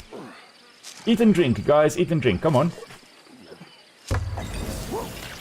Get some protection against breaking of bones as well. I think this one, and then we're going to drink something, and then we should be fine to head out. Of course, we've got to drop our weapon in order to drink the water. Means we are a little bit more vulnerable.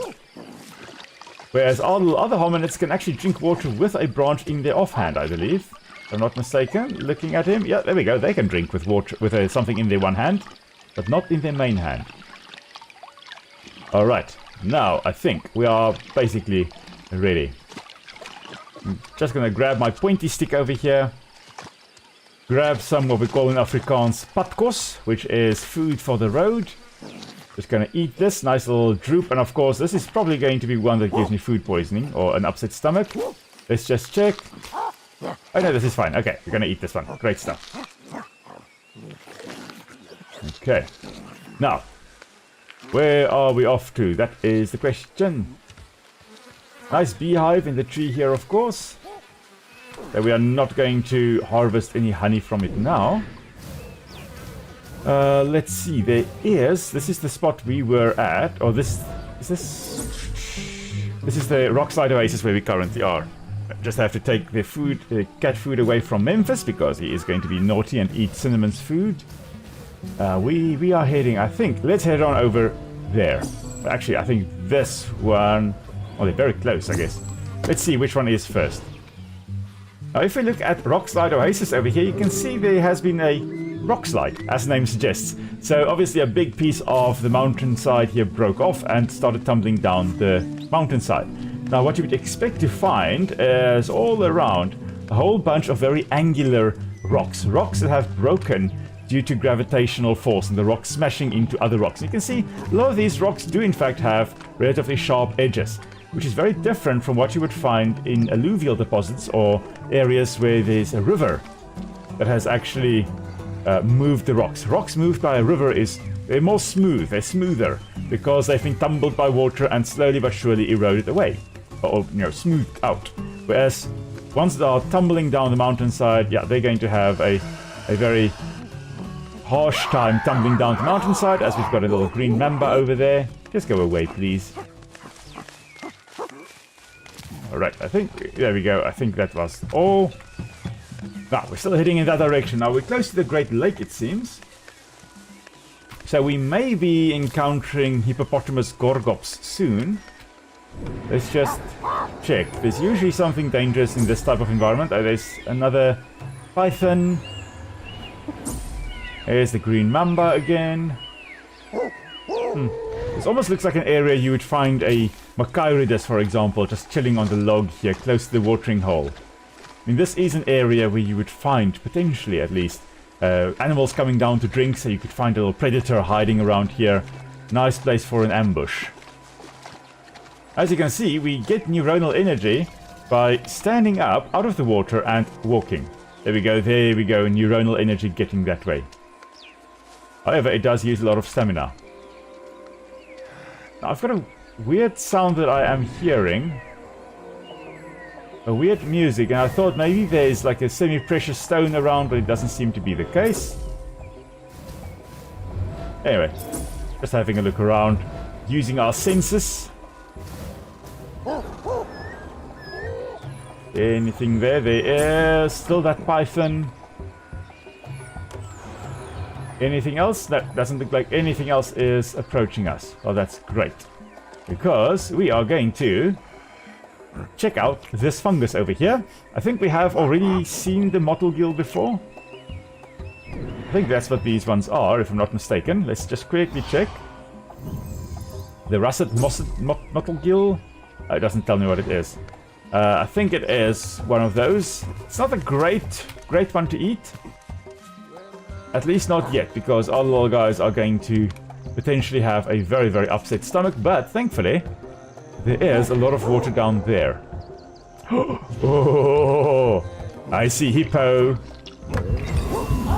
And of course, our stomach is not happy with us. Okay, now, there are a whole bunch of hippos in this area. And hippos are deadly, both in real life And in the game here, you really, really, really don't want to be stormed by a hippo, which can weigh up to 2 tons. I mean, these ones, these gorgops, these hippopotamus gorgops, even larger. You really, really, really didn't want to be stormed by any one of those. So, yeah. See, that one over there has an upset stomach, but they don't want to eat or drink water. You can take your branch, because you guys are just useless with the branches. And of course, we have got something dangerous approaching. Oh, it's a hippo. Okay, you know what? Stuff it! There. Take that. Oh. Here I was saying how dangerous hippos are, and then I just go and stab it because I can. Oh, there, whole bunch. Come on, guys. Let's just run. Because hippos, even though they are mostly herbivorous, they are incredibly aggressive. They're little tanks. Well, I say little. They're tanks, basically. I think they're going to be charged. Come on, guys. Get out of there. No, don't go to the hippos. You're gonna die. Okay, you're going past the whole pod. Wow. Just, wow. I'm just gonna eat my Miocene popcorn over here. Are you here? Where are you guys? I hear dangerous sounds, but I don't see my hominids. Oh no. One of them is injured. I don't know where they are. What we are going to do is we are just going to run and hopefully... Oh! Dodge everything. And what we're going to experience now is hysteria. Because of course we have got hysteria. I think we are going to... Everything just went so wrong over there. Yeah, there we go. We have no control over our little guy here. He is just hopefully not going to die. Oh, there we go. Ran straight towards all the dangerous things. Now let's see who pops up with us. Those two are also here. Huh. Okay. Did you learn your lesson? Stop being idiots. Don't go and walk past the hippos. Lessons learned? Maybe, maybe not. I guess we'll see. Okay, well, anyway. Hippopotamus gorgops, everybody. I'm going to talk about them again. We're going to go back there because we still have to discover that area. But I guess we're just going to look at them from a little bit further away. That's what we're going to do. Oh my word, things went south so quickly there. This one doesn't look nice. I think this one we should smell and then chuck away. Yeah, this is a horrible one. Okay, chuck it. Off in... Okay, I almost gave it to that one. Chuck it. Away. Don't want that horrible one. Alright. Normal stick. This is what we're going with. And we're going to grab our 2 new friends. Go on, friends. Where are you? Friends with babies. Come. You. And that was the one that got trampled by the hippo. Miraculously, they are fine now. Don't ask me how, but they are fine. Alright, we are still heading off to the Great Lake. So, hippopotamus, nowadays we only have 2 species of hippopotamus. Hippopotamus amphibius, which is the Nile hippo, and then another one, the pygmy hippo, that is not actually in the hippopotamus genus. So it is a hippopotamus, yes, but it's not that closely related to the Nile hippo. It is related, but it's not so close related that it is in fact in the same genus. Okay. I have, of course, seen Nile hippos in the wild, but I've never seen pygmy hippos in the wild. You'll only find them in West Africa. They're quite small, about 300, almost 300 kilograms in weight. Maybe a little bit more, actually. But they're just, I think about 75 kilograms heavier than a lion, if I'm not mistaken. Somehow that feels a little bit too light. It should be a little bit heavier than that. Anyway, Nile hippos, 2,000 kilograms. Much, much heavier in size. But I have seen Nile hippos, I've seen pygmy hippos in captivity. I used to work at a zoo, basically, that had pygmy hippos, and they actually had quite a few babies with those pygmy hippos. Because the hippos are endangered, They've got a captive breeding program, and Herbert and Hilda had a whole bunch of little babies over the years. And that's quite cool. Oh, that was a thunder flash, I think it was. Yes, there's the thunder rolling. So, Henk is asking what type of hippo. Henk, are you referring to those big hippos that we saw there? That was Hippopotamus gorgops, which was in Africa, as far as I recall, but during the Miocene era, so a long, long time ago. I think they weighed almost double the Nile hippo. They were about double the weight of a Nile hippo, which is shockingly big. Hello there, I see Stalker Cat. Hello there. Take that and go away. Yeah. That's what I thought. Now, where's the stick? We need another stick. Oh, goodness. Okay, we're heading in that direction, so maybe we'll actually get a stick there over there. But we are technically cold, so what we're going to do is we're going to cut leaves over here, and that should buff us against the cold. So we should be able to survive the cold or rainy conditions without any problems. Without feeling the cold, at least. The cold won't kill you in this game. Well, not this cold, but later on when we're in the desert, yes, then that cold may potentially kill us. Okay, we don't want to jump down here, because then it's very difficult to get back up again.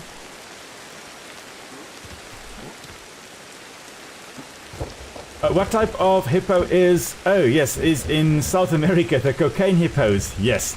So those are the Nile hippos that was brought in by Pablo Escobar. Those are the ones that are present over there. So I think he brought in like 14 or something hippos. And I think they're like 40 hippos over there now. And given enough time, there could be a few hundred hippos later on. So they have got the ability to, if they are protected, they can actually increase quite rapidly, relatively rapidly, in population. Unfortunately, though, hippos are actually quite threatened with extinction. They are vulnerable as far as I know. Don't think they're endangered yet, but they are vulnerable. And that's mainly due to hunting for their tusks, because their tusks, like an elephant's tusks, is ivory. So it's the same compound. It's also like elephant tusks are also the teeth that have grown like that. But there you can see massive, massive hippopotamus gorgops. A whole pod of them. 1, 2, 3, 4, 5 I can see over there. Hippos very often associating with one another in little groups there, or in some cases very, very big groups. But just because they associate together doesn't mean they get along. Because bulls in particular, the males, oh, they love fighting with one another. They can be very, very aggressive. I wouldn't say they love fighting, but sure, they are extremely aggressive with one another. Very, very territorial. Alright, now we have already identified that spot there. I think... Now we are heading over to these areas. No, we can't discover this spot over here. Can we? No. Okay, so we're going to have to go over to that island over there, and I hope that's not Crocodile Island, but I've got a suspicion that is Crocodile Island. I'm not looking forward to Crocodile Island, I'll be honest. How are they killing organic tanks with very, very strong rifles? Unfortunately, unlike crocodiles, the hippos do not have a thick protective covering over their bodies. So they don't have these scutes or those hardened scales on the back of a crocodile. Instead, they've actually got very thin and sensitive skin. So if you manage to get a few good shots in, you can take down a hippo. But, of course, the hippos evolved with the absence of rifles, with the absence of guns, so they never needed those thick hides that crocodiles needed. Although crocodiles, of course, also evolved without, guns, but they were around in the time of the dinosaurs, and the adaptations that crocodilians had in the Mesozoic, in the time of the dinosaurs, still proved very useful later on as well. And they just kept those hard scales, those scutes, then as well. We're just trying to see whether we can find a way across the river over here, which does not involve us being washed down the rapids and the waterfall over there. I think that branch up ahead would be the one to go for. Just going to move a little bit on our two limbs over here, on our legs. And we've got a snake. Some kind of snake. I think it's a green mamba, either a green mamba or a python, of course. We don't have the black mamba around here yet. They're not in the... Oh, it's a python, yeah. We don't have the black mamba in the forest, instead green mambas and pythons. That's what you would find in the forested environments. Black mambas you would find in the savanna. That's where you would find them. Okay, so we've got a bunch of rocks we can actually jump across. And if we do things right, we should be able to make it across quite easily. Alrighty. Okay, we are heading in that direction. Okay. This is the branch we need to be on. Okay, guys, we're going to climb on this tree trunk over here that seems to have fallen over. And it looks like it may have died in the process of being falling over. Possibly this big tree over here got broken apart by a massive flood, and many species can't survive being broken apart like that. Hello there, piggies. There. Take that. Now go away, please. Thank you. I just dropped in to say hello there to them. Now I need a new stick. I don't have any sticks. Maybe able to find a stick on this tree over here. But some species, that's what I was trying to say, some species are able to actually survive being washed over or pushed over by water, and they simply re-sprout. They form new stems when they are knocked over by water like that. Okay, anyway, we are heading in that direction. Okay, getting there, getting there. Tortoise hippo, yeah, that would be amazing. Like, imagine that, eh? Oh, there we go. So there's a black Amphimachauridus here as well. Oh, ho, ho, ho. Okay, now, where is he? Because he's definitely around. There is something. I think there's another piggy walking over here. There's a Metriliocurus. And I think that there is the Amphimachauridus. Yes. So we will just chase away the piggy, hopefully, yes. And stab the Amphimachauridus. And I need another stick. Like, sheesh. These things are just attacking me so much, I can barely get my sticks. Okay, into the trees, guys, into the trees. That's where we are heading. It's safer up here. There's also food up here, so let's grab something to eat. Another Kasturi mango over here. And yeah, I agree, Ethan, it is really, really amazingly beautiful and sometimes haunting music that we have in this game. It's really absolutely marvelous. Really sets the ambiance. It's a mixture of like drums and just a whole bunch of woodwind instruments and just amazing, amazing music. And there we go. This tune I absolutely love.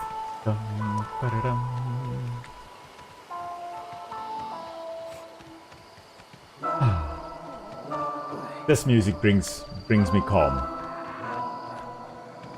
Okay. Sticks. I need sticks. I need a branch. Gonna eat. Let's see. How is this? Is this edible? Or is it?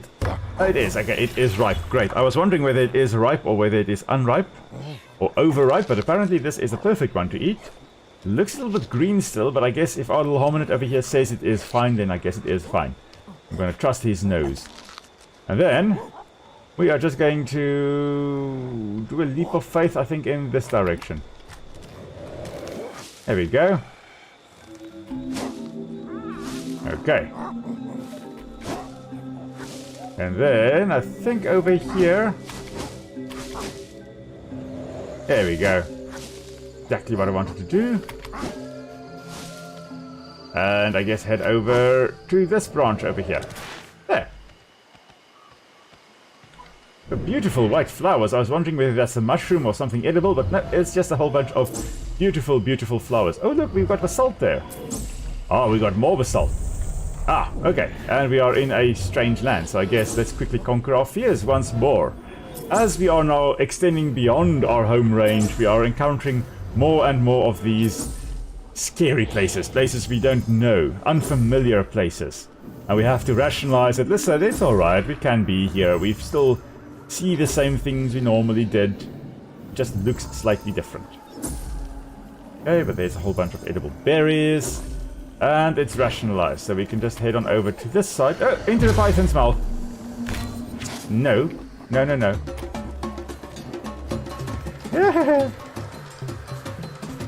Gonna try and intimidate it. Although I'm not sure whether that worked. I don't think it did. But we've got to head on over to that side. Oh, why does this feel like a bad idea? Conquer your fears. There we go. Okay, now at least we'll be able to see. This looks like a place where the crocodiles would be hunting. Like, this is right on the water's edge. Oh, crowned cranes! The national bird of Uganda. I've very rarely seen crowned cranes in life, in the real life. But they are, I think, some of my favorite cranes in the world.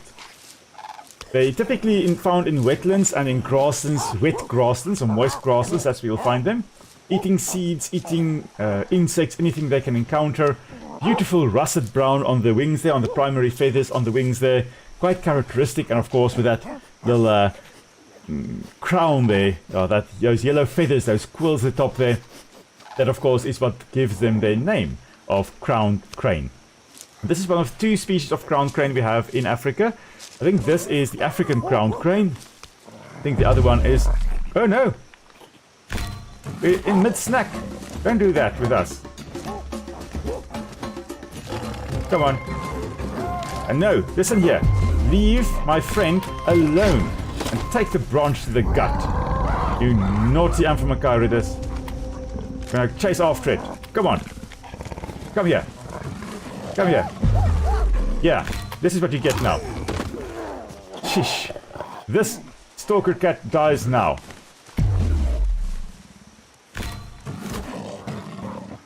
Okay. Ah. We are in difficult time here. Because we don't have a stick. Come on, listen here, stop this now. At some point we're going to kill him. He is going to be full of branches by the time we're done with him. But he's going to be dead. I'm going to make sure of that. He is trapped though.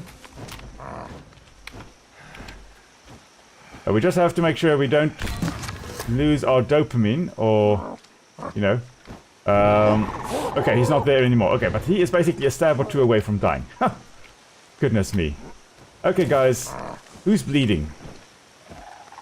I think only one is actually bleeding. That one poor elder got attacked so many times. Listen, use this, okay? This will help. Just put that on. Hello there, Untongande. Untongande, welcome to the stream. Glad you are here with us as well. Let's just pick up our snack that we had to drop as the Amphimachiridas attacked us. Come on. Are you still bleeding? You're still bleeding. Oh, that's not nice. Oh, wow, it's a severe bleeding. I'm not sure whether that will help then. Come on.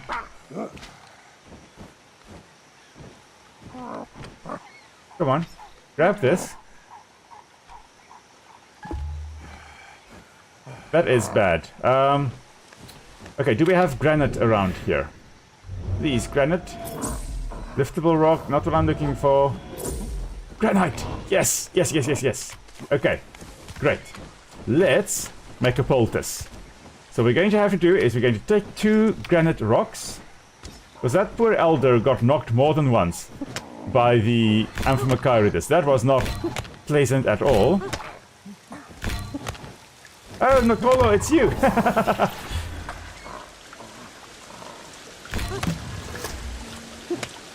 Okay, well, glad to have you with us on the other account as well.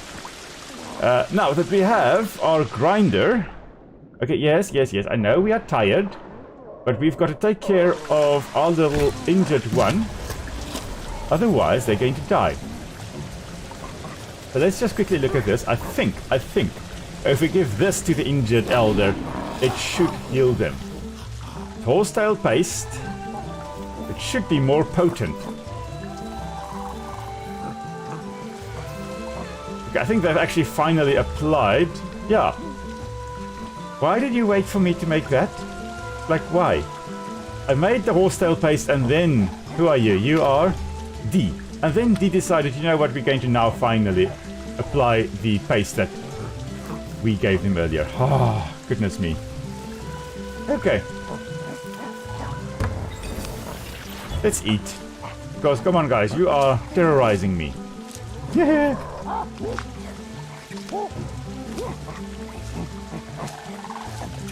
Eat the cranes, says Andy.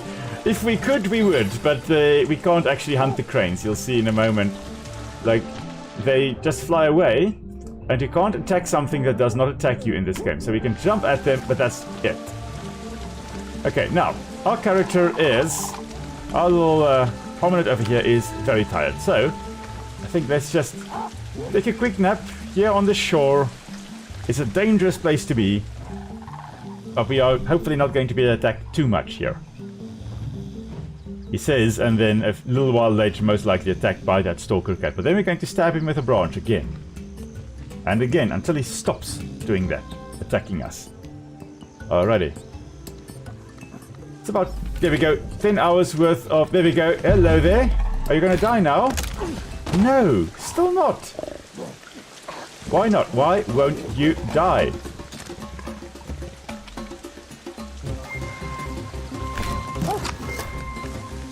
Come on, Mr. Stalker Cat, I'm coming after you.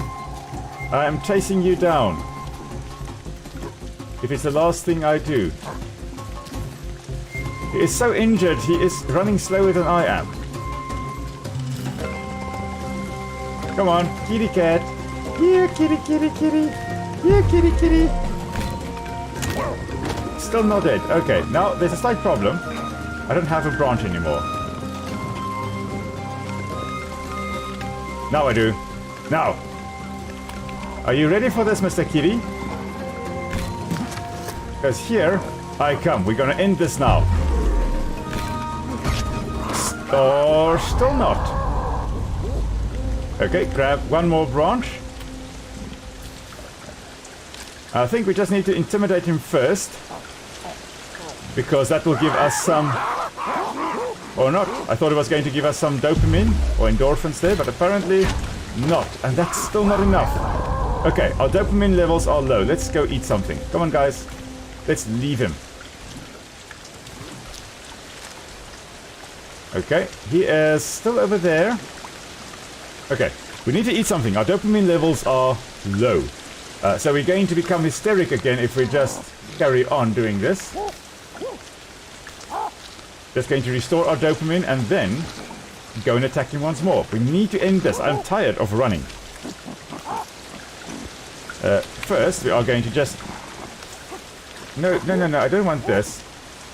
Gonna toss that berry at him. Gonna strip it. And then get on two legs and charge at him. Yeah! Hello? Go away. You can't go away, so you're going to have to attack and we're going to stab you. This cat is invincible. Okay.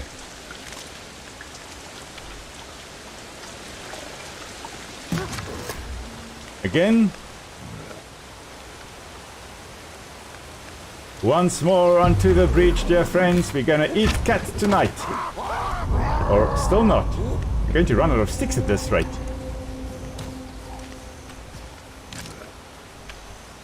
I've very rarely actually seen them trapped like this. This is by far the best opportunity we actually have to actually kill him. Come on. There we go. Finally.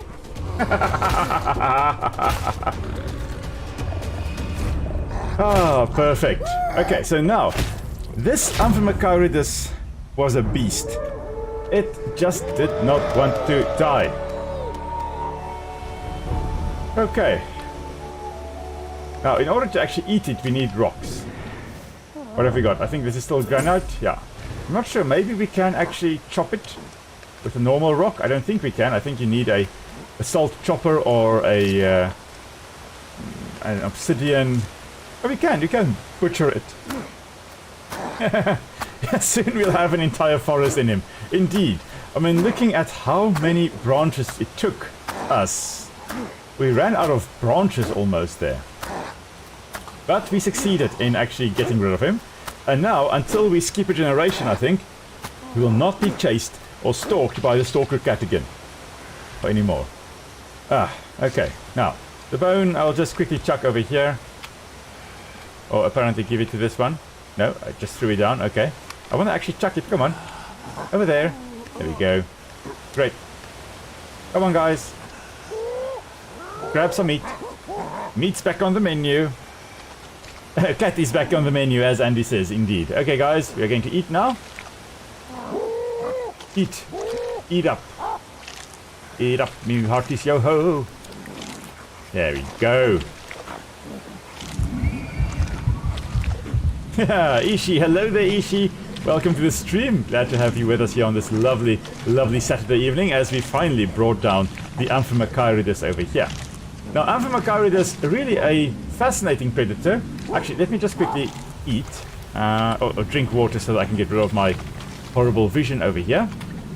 Then I first actually need to drop that so that I can use both hands to scoop.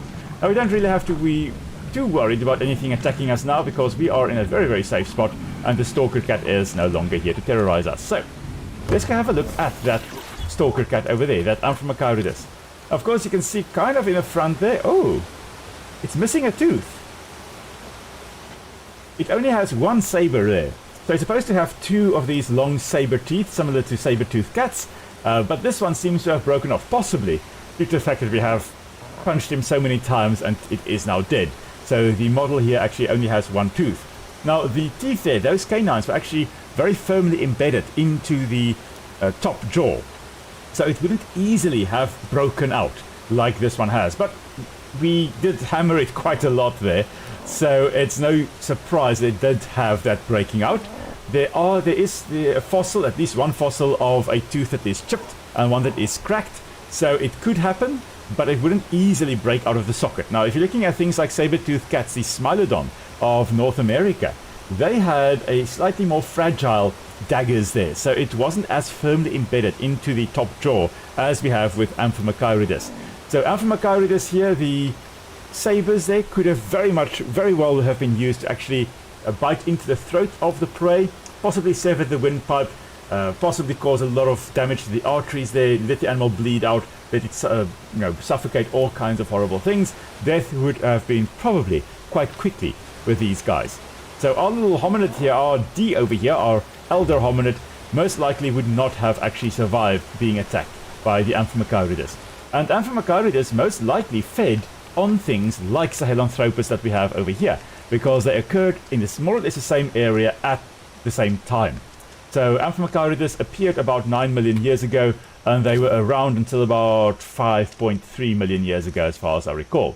So around about the same time that Sahelanthropus chadensis that we are currently playing as were around, the Amphimachairidus was also around. It would most likely not have been giganteous, unlike we have in the game here. This is the Amphimachairidus giganteus, which is the larger one of the larger ones. They most likely would have been a different species that actually were in the area in Chad where the Sahelanthropus actually were. Okay, now we're just going to, in any case, because we like sleeping soundly, we're just going to make a nice sharp stick, or not sharp stick, but a stick to poke things with, and we're just going to sleep further because we were so rudely interrupted by that kitty cat that decided that hominids should be on the menu. Alright, so let's see here.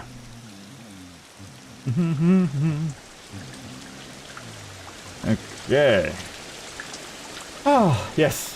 Nice rainy day. Dawn is here. We have had some good sleeps. Now let's have some good eats and some good drinks as well. And then I guess we are heading over to Crocodile Island, because that I think that is the marker that we currently have. And what I'm probably going to do is going to let the two that are accompanying me, I'm going to let them stay in the spot that they are, and then I'm just going to move over to Crocodile Island alone, because I do not trust my two fellow hominids to not die on the way to the crocodiles. They are most likely going to be attacked by the crocodiles and most likely going to die. Alright, let's just drink some more water. And let's see, I was wondering whether Memphis is around, but Memphis is not around. He's not chilling here at the moment. Alright, before I forget though, Nick sends her regards to everybody in the stream, so she is currently not here, it's just myself at home. I'm just, enjoying the evening here with you guys. She is visiting her mother, and she'll be back tomorrow, but I will be streaming Empires of the Undergrowth again tomorrow, so you're not going to have a co-op multiplayer tomorrow, or live stream. It is still just myself tomorrow evening. Okay, but she does send her regards, and we will be back next weekend, almost certainly, and maybe even in the week. We'll see. Depends on how we feel, of course.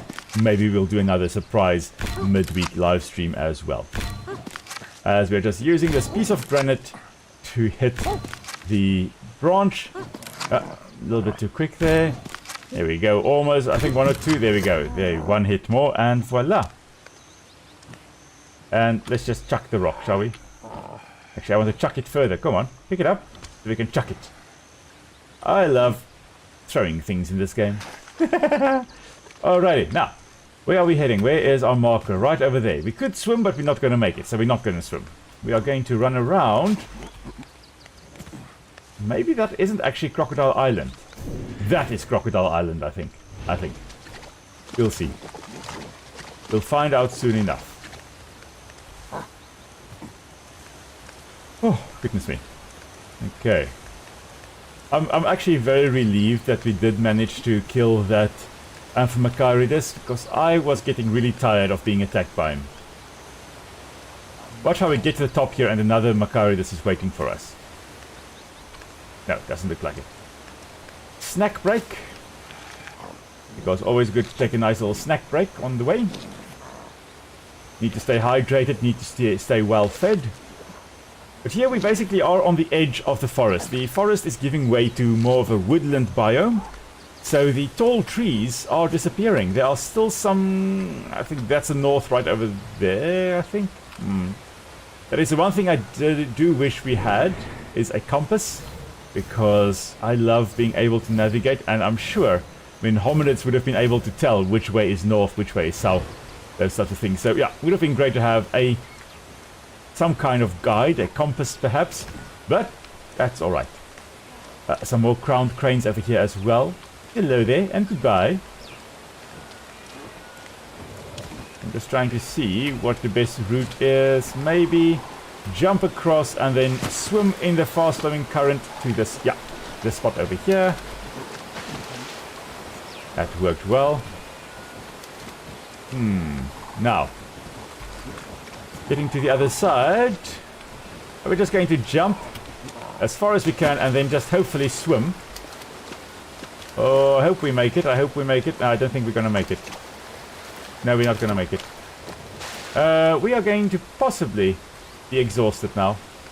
You see, that's exactly what I did not want to have happen. And it happened. Okay. Now, we are becoming more and more exhausted. I think if we just, there we go, leap down here and just sit, we'll catch our breath again. Oh, our little hominid is not happy with us. Having a very, very tough life here with me. Okay, but this is technically what we call an ecotonal area, which is an area where one habitat gives way to another. And you'll have some species of the next habitat and some of the previous habitat in this general area. And you will have some species that you'll only find in this area, but they're quite unique to this ecotone. Ecotones are usually areas with surprisingly high biodiversity, lots and lots and lots of different species occurring in it. So if you, for example, have a hiking trail that you want to set up in your reserve, you very often would have it through the ecotone, because you're going to have a lot of species there. Or if you're in a reserve or a park and you're driving a road, very often that road is actually winding through the ecotonal areas. Okay, because you're going to have so many more species that you can see there. Okay, let's discover this new little point.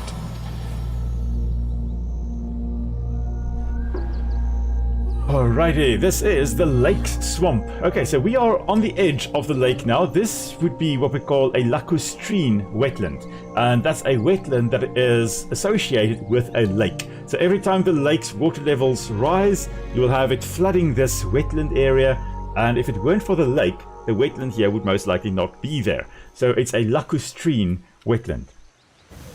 That's quite cool. You can also have riverine wetlands, like typical floodplains, where you'll have a river overflowing its banks and a wetland next to it, or this little side channel that forms a little marshy area. That's a riverine wetland.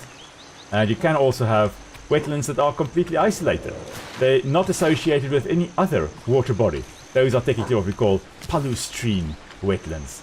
So, fancy bunch of terms that I'm just throwing out here because I can. Okay, let's just quickly conquer our fear once more. I think what I'm going to do is I'm going to actually head into a tree after this, and I'm going to tell my 2 hominids to just stay up in the tree, because the trees, I feel, would be safer than any other environment, because sheesh, these hominids love getting themselves in danger or in trouble. Let's see, what can we identify? What can we see? Fishing spots. Oh, so lots of fishing spots that we can actually fish at.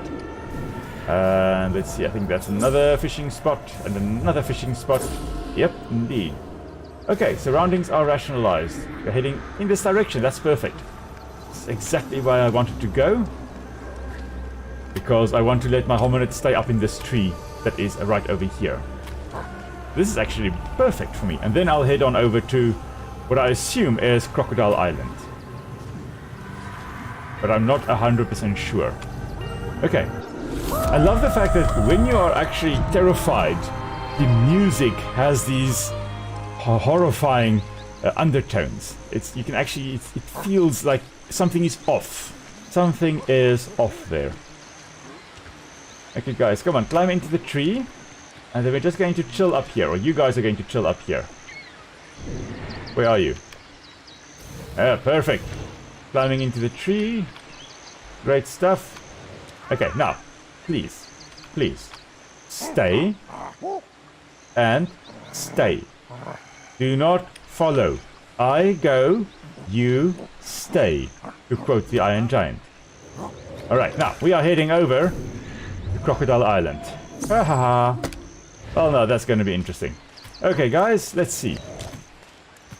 So, Crocodile Island here is home to a whole bunch of Thorbjorn Norsen's crocodiles.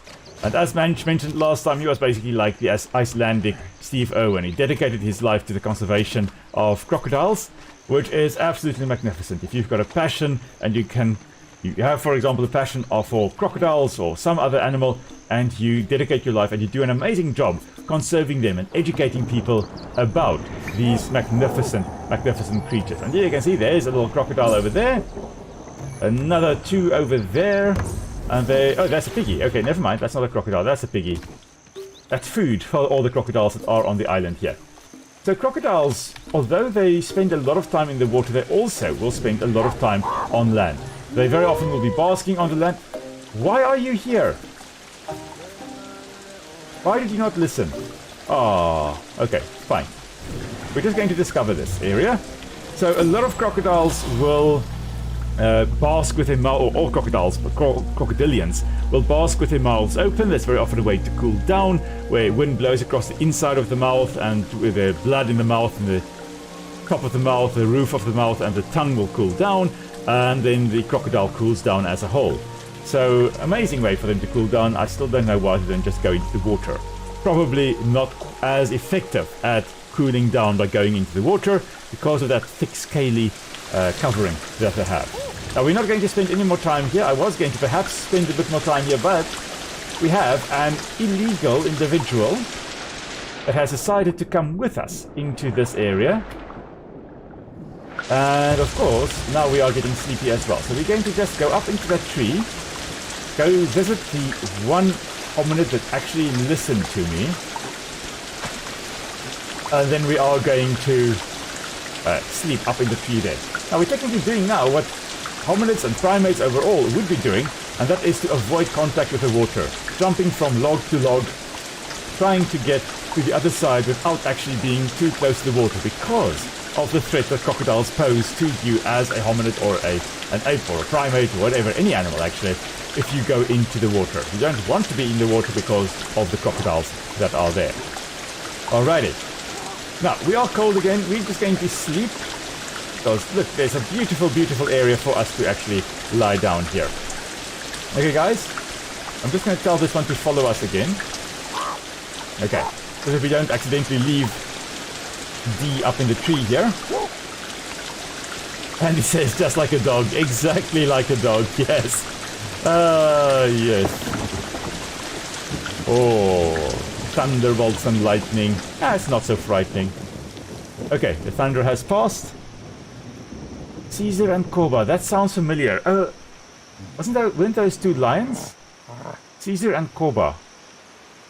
I'm pulling a blank here of who Caesar and Koba were.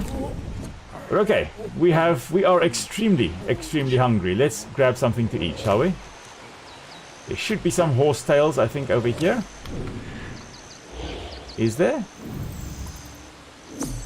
Something over there. I think that's probably an animal. Not quite what we are after. We are after something to eat that's not going to fight back. Let's just drink water first. Because that's going to help us at least stay a little bit more alive here. Oh yes! Yes, from Planet of the Apes, indeed. Yes. Thanks, Zuzila. Sorry, just have to focus here my eyes. Sorry, Zuzila. Yeah, there we go. Zuzila. There we go. Got it right there. Crocs are just swamp poppies. We are under attack. Who's attacking whom? Where is our hominid that is under attack? Probably over there. What's killing you? Oh my word, you're limping. What attacked you? Are they otters? I suspect there are otters over there.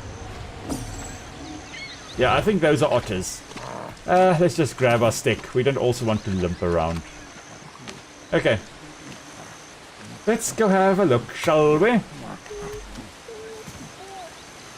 As shocking as it may be, I've never actually watched Planet of the Apes. I've always wanted to, but just never got round to it. I probably should. I really should watch it. It is an amazing series. Well, series of movies, basically. Okay, this will hopefully help this one recover. Come on, eat your horsetail. And stop limping. Are you doing better now? Still a fractured bone, it seems. Fine, what we'll do is we will just give them a bunch of this. Come on, rub that on your body and that will make you be fine. Come on. Oh my word. Let me take control of you because you clearly can't do this yourself. Come on, rub it over yourself. Thank you.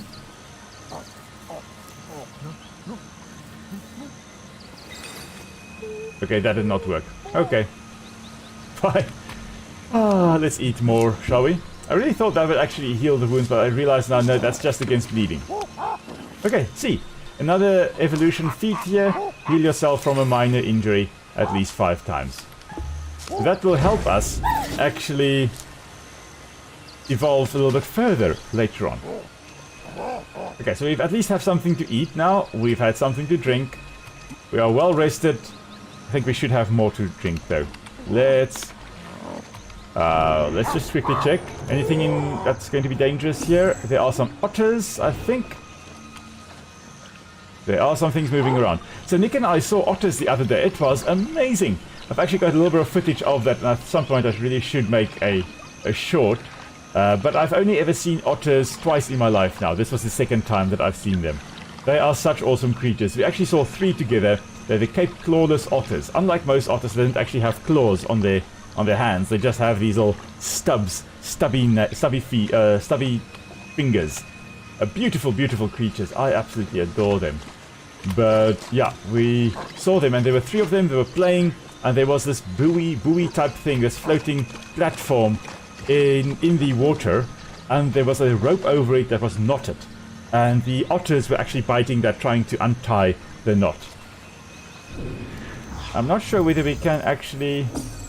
No, we can't. We've got to be either attacked or attack it.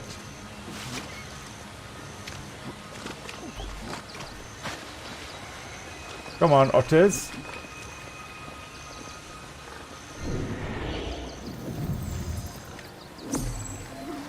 Okay, they're just swimming around. Very, very well adapted for life in the water. You hear that high-pitched whistle? Yeah, that'll be them. It's water, and I'm pretty sure I'm hearing a piggy coming up. Oh, that's food, that's not a piggy. I'm pretty sure I hear a piggy somewhere. There we go, there's Metridiocurus. And another one, often traveling in pairs. They do move in herds. Okay, let's see if we can at least make it to the rocks here. I actually wanted to be, to some extent, attacked by these otters, but it doesn't seem like they want to come and attack us so that we can actually discover them officially. There we go, finally. Otters, they were big, these otters. Oh, this one is dead. Enhydriodon diciccae. Enhydriodon diciccae. Well, now it's a dead otter. Okay. That was unexpected. I did not expect us to actually kill it.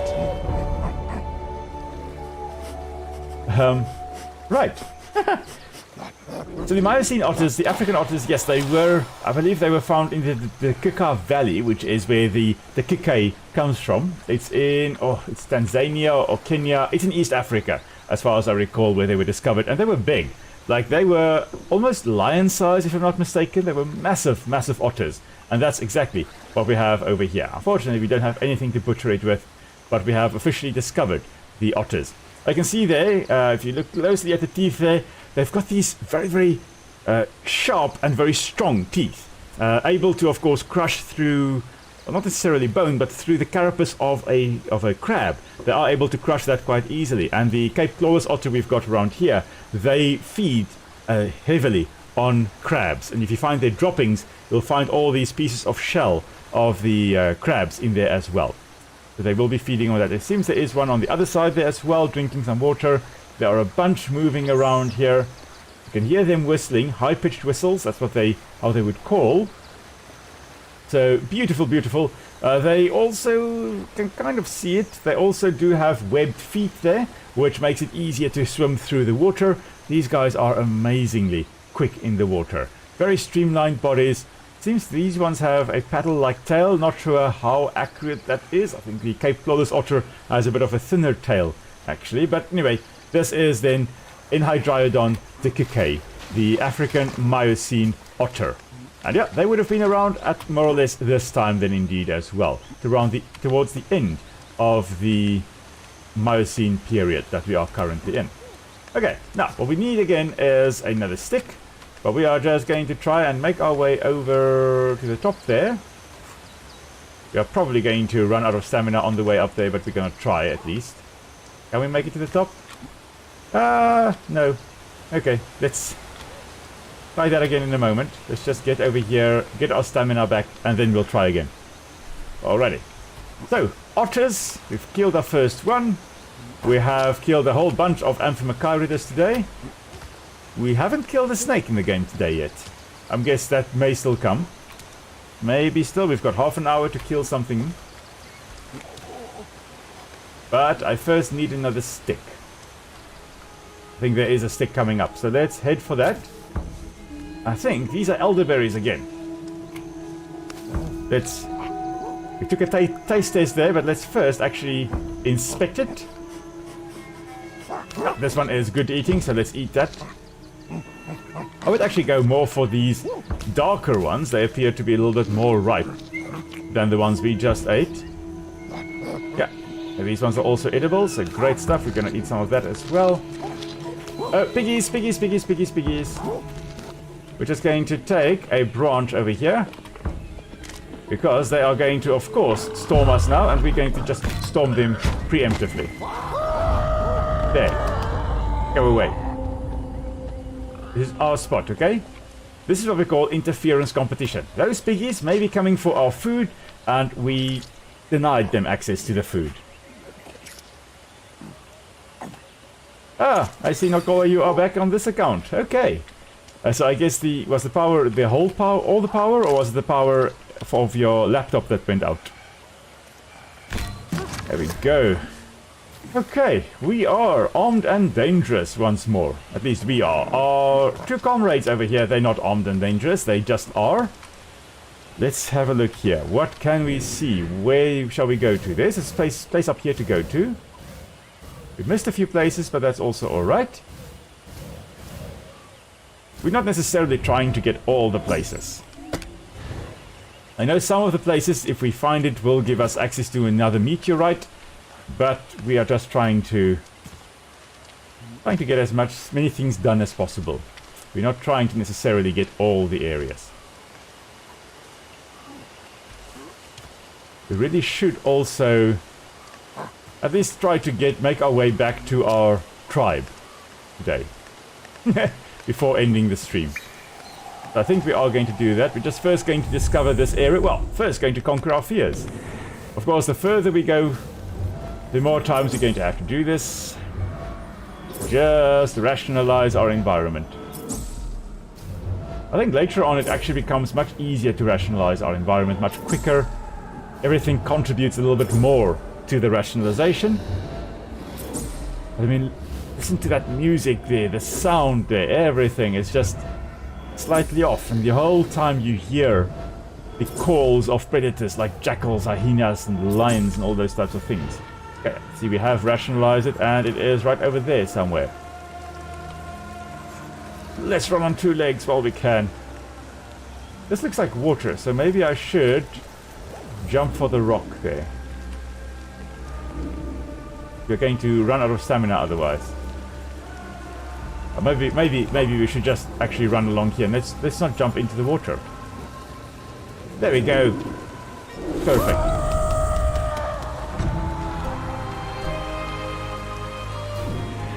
Alrighty, now.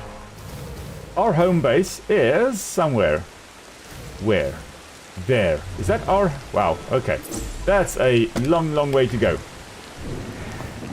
Let's grab that spot over there. On the way back. Yeah. We're going to swing past this one over to that side. But I think we're first going to take a quick nap. A little ape nap. I would say cat nap, but we're going to take an ape nap over here. It is nighttime. It's time to head on over. And I'm going to just drink some tea, more tea.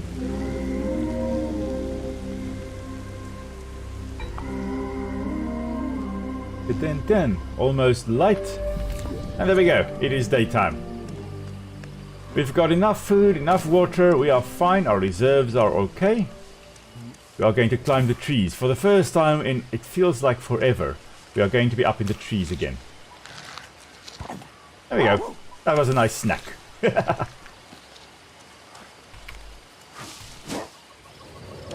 Alrighty, here we go. Climbing once more. It's actually so much faster to actually swing through the trees than it is to run on the ground. You've got fewer interruptions. You are much more agile up there. It's less dangerous, you know, in terms of falling when you are already on the ground. But I do love being up in the trees here. Oh, lots of parrots as well all over the place. Absolutely amazing. There we go. I can hear cuckoos calling. There's a toot toot toot. That's the black cuckoo. But it usually sounds more like it's saying, I'm so sick. But it is actually 4 notes. It's like, I'm so sick. But then there is that 4th hoot at the end. So I'm so sick. Basically is what it is saying. But yeah, so black cuckoos we have got around here, and they don't think they would have been around in the Miocene, but at least they are in the right area because they are intra-African migrants, what we call. So basically they just move up and down through Africa. In the southern summer, they are here in South Africa. Ooh, that was a close one. And then as it starts getting winter around here, they move to Central Africa, and then they come back again when it is time for our summer once more. So they're currently gone, but hopefully soon they will be appearing once more. So yeah, I absolutely love that sound, and occasionally we hear them here close to our house. I haven't seen one in ages, but I know they are around.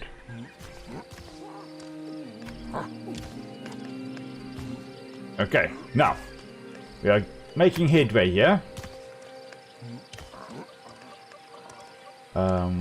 This feels like there should be something dangerous around. I don't trust this. There's something there that is... 2 piggies, I wouldn't classify that as extra dangerous. These guys don't look very keen for the expedition, but we're going to go on in any case.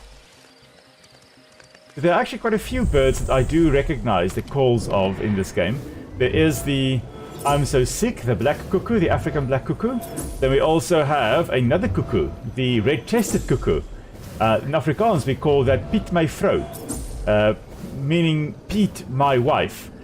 So that one says Piet my vrou. There's a 3-note whistle, a very, very, very loud call. But that cuckoo I have also heard. Then there is also the black crake. I've also heard usually you hear them around the wetland areas. That's where you'll find crakes as well. They make a very weird noise, kind of like it's wound up, something being wound up. I'll point it out if I do hear it. But if you spend enough time around the wetlands, especially here from the woodlands onwards, you will hear them, and in the savanna, you will hear them as well. They're calling in the wetland environments. And I think those are all the birds, at least that I have recognized thus far. I'm sure there are more, but these are the ones that I have recognized. Or that I can remember that I have recognized. There we go.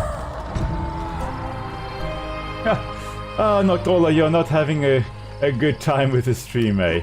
Having great difficulties. Great lot of technical difficulties, it seems. Okay. Oh! I did not know this is an option. We can shake the tree. I was trying to eat. But oh my word, we have shaken down all of the things. Well, a lot of the dates. Alright, guys. We're eating dates. Where are you? There you are. Also shaking the tree, I see. Oh, that was nice. I did not realize you could do this. Huh. The first time for everything, I guess. Alrighty. Now, I'm going to trust my instinct and think that there is perhaps something dangerous around, but that doesn't look like it. Alright, so I guess let's head up to where I wanted to go. Really feels like there should be something dangerous around here. Anyway, we're just going to find this waypoint or this landmark up here and see where we go to from here. I think the next meteorite we get is when we discover the father tree, the big tree, the one that I jumped off in the short. I think then we actually get another, I think 2 meteorites hitting. Maybe some of the other locations also will give meteorites. But I'm not 100% sure. I'll have to look it up. Meteorites, of course, very useful because it gives us mutations with the babies and it gives us extra reinforcement points. So we can actually reinforce 12 neural pathways instead of neuronal pathways instead of just 6. So very useful to grab those meteorites. Okay, now it seems like this is in fact another area one could go to later on, probably the highlands. So we're not going to go there now, but we are going to discover this point. We're just first going to do what we could not do earlier, and that is discover or apparently fall down. There we go. Discover a thorn branch. Like, whoa, spiky. Okay, now you can actually plop it down on the ground. It uses a lot of energy to carry these, but you can take a bunch of them. And very laboriously, you can stack them. And perhaps we can grab another one. I think we need 3. Yeah, because we have got the ability to just use 1 less building material. But there we go, we've technically made a very, very nice thorn branch. Do not think that this will protect you against anything.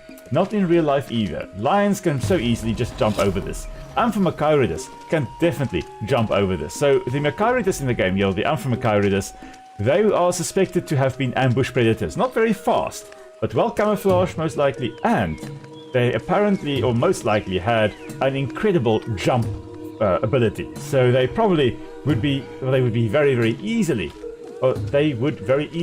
have been able to jump over that little sharp stick wall that we have just built. So So that would not keep them out. There is our location to discover. Looks like another location, another oasis. It is indeed the Jut Out Builder Oasis. There we go. Okay, so we've got about 15 minutes to make our way back to the rest of our clan. We'll see whether we see anything interesting on the way there, of course, but I think we are going to head straight on over to that squad that is just kind of chilling by the oasis. So let's see, that is somewhere to that, in that direction, I think. Yeah, right over there. Right over there is where our clan would be. There is another place we can, another landmark we can grab on the way there. And of course we have to rationalize the environment. This is possibly still going to happen a few times on the way. Let's see whether we get everything sorted, how easily we can get this sorted. Yeah, it's not too difficult. Easy to rationalize. I think that should give us a few there. Yeah, 2 there. Okay, come on, I want those spots over there. There we go, elderberries, and already rationalized. That's brilliant. Hello there, Goku. Welcome to the stream. We're almost at the end, but you are here, so rather late than ever. Glad you are here with us as well. We're just making our way back to where our clan is just kind of chilling. 3 of us have gone on a nice expedition. We have successfully hunted a bunch of stuff, including the Miocene otter, and we have poked the hippo as well, and also got injured. Well, not us, but one of our comrades in arms here got injured by the hippos, or by one hippo in particular, I guess. But yeah, let's actually see. Have we got anything on our hands? No. Okay. So we should make our way down to where the rest of the family is, which is over there. Right over there. Okay. Now, on the way, there is that landmark that we... No, we've already grabbed that landmark. There is this landmark that we can grab.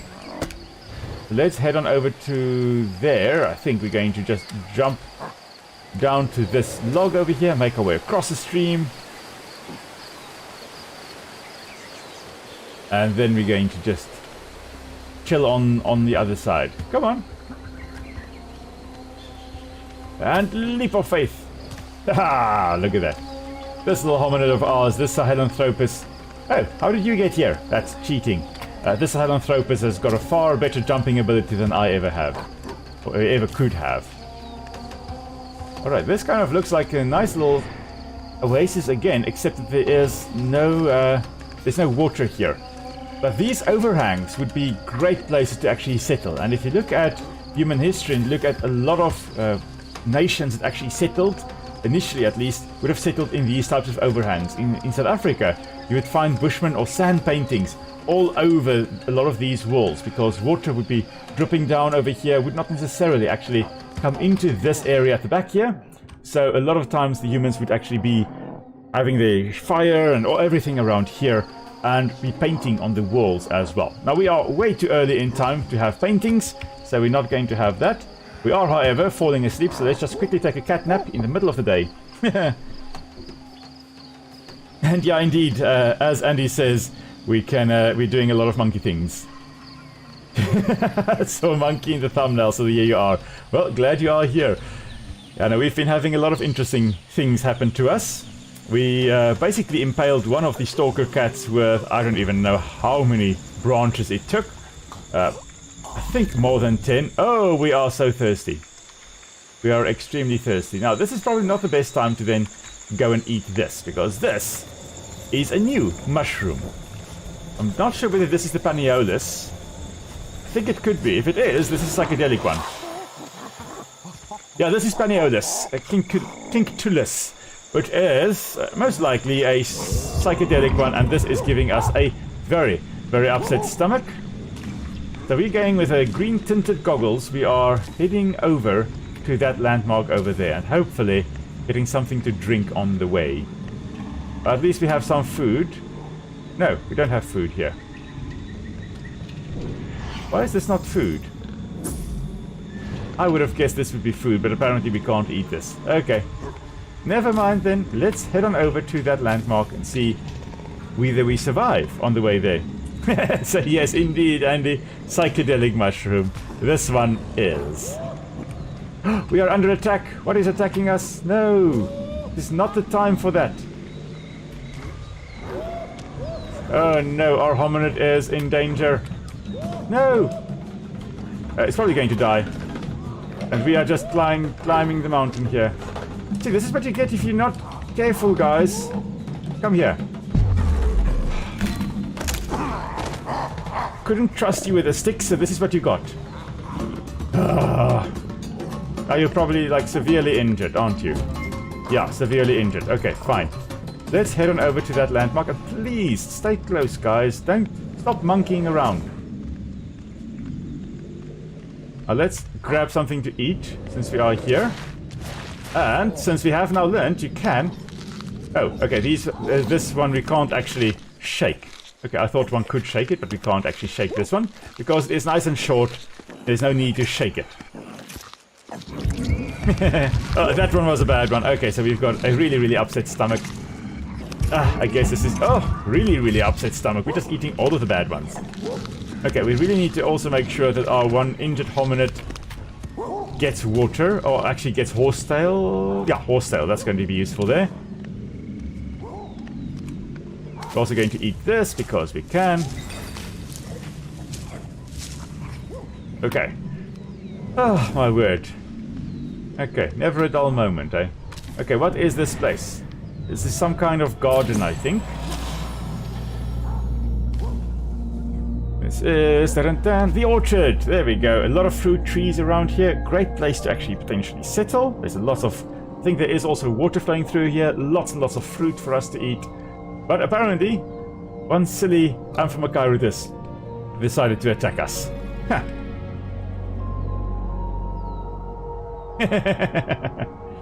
Oh, there I see. Andy also said monkeying around, if you will. Yes, indeed. We are monkeying around. Very, very much monkeying around. Okay, I'm just going to forget this one so that we can have a look. There's our spot. There is another landmark on the way to our clan's base location. I need a branch. Because if we are attacked now, I am totally screwed. Okay, we're going to eat a fruit before we grab a branch. Very, very important to not die, you know. Stay hydrated as much as we can.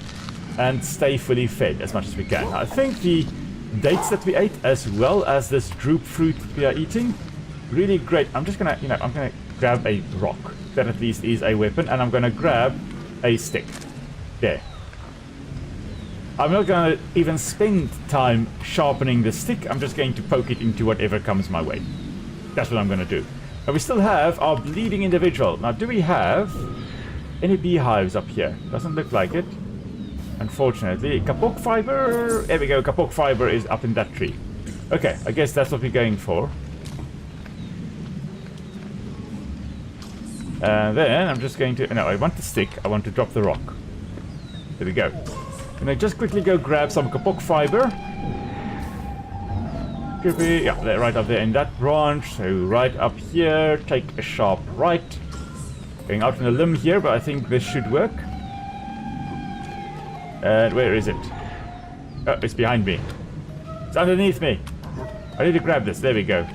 Great. Okay, now, where's the injured one? In the background, there was another bird calling, and unfortunately we still have the upset stomach, so we can't really listen to it well. But there was a bird giving a sound. That is a fruit-eating bird known as a turaco, and it most likely is the purple-crested turaco. I've just given it to the wrong hominid. That's not the one that was injured. But anyway, that one is now protected. There should be some more. There is more kapok fiber at the top here. Okay. Now, where is the kapok fiber? There, right over there. Great stuff! Swinging through the trees. Ta-da! Now, we need to make sure to give it to the right hominid, not the elder. But the adult. Wait, come on. That adult there is just, he wants to die up in the tree. He's just chilling up there. Not coming down. Come on. There we go, finally. Now, which one is the elder? To the left is the elder. This is the one that needs to rub-a-dub-dub it all over them. I gave it to the elder again because... Oh, you know what? This one. This one is a pain in the butt. He wants to die. He really, really wants to die. Come on. Stop monkeying around. Okay. And rub this on you so you can stop bleeding. Not that difficult. This is not rocket science. Okay. Thank you. Now, back to the main one. The one that has the green tinted goggles.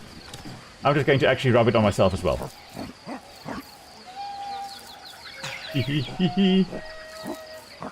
Alright. Now that that is sorted, let's head on over in that general direction. Because that, of course, is where our clan is. I think we should be able to make this leap. Ah, maybe not. Yeah, we grabbed the rock. That's fine. Ah, there we go. Okay, let's check for danger. Because no... Hello, piggies. I see you. I hear you. We're gonna chase you away now, okay? Go away. Go away. I've got a branch and I'm not afraid to wield it. Yeah. Okay, now. Where are the piggies now? Because I need to drink water. There they go. Okay, now I'm gonna use my stick now for a moment. So of course that piggy is going to come and attack me now.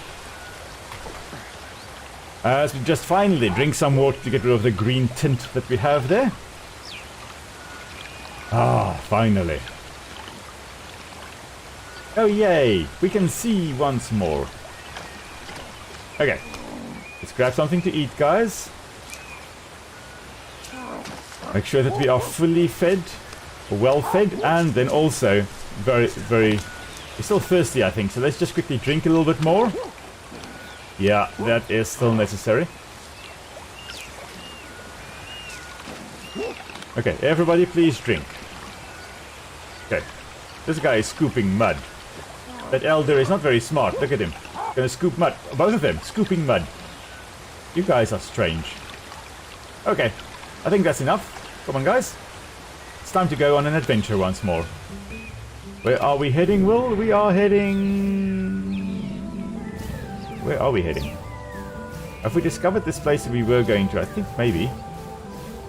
Okay, I guess we are heading in that direction. No, that's the one we are going to. There and then up there. That's where we're going. I fully embrace the monkeyness. The monkeyness is fun. Monkeyness chases Metridiocurus away. Hoya! And there we go. Made it across the river. Now the question is, what have we got up there? Look at that, another Macairidus. So you know what, we're going to try and stay up in the trees for now. Oh, lightning strike. Imagine you could actually get struck by lightning in this game. Your little hominid is up in the trees trying to stay away from the dangerous Macairidus. As the next moment, just bam! Out of nowhere, you die. You got toasted. Toasty hominid. That would be amazing and sad, bad at the same time. Sad and bad. Okay, now. We still need to head in that direction. Just going to climb. I'm one with the monkey is with me. Okay, I think we can leap over to this side and get into this tree over here. Okay. Well, now that's good. That is very good. And then I think we can just leap on over to this tree. seems we are able to at least steer a little bit by positioning our bodies. Even when free falling, we can still kind of change direction.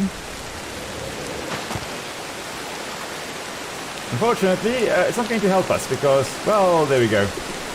Can we get to this spot? Yes, we can. Okay.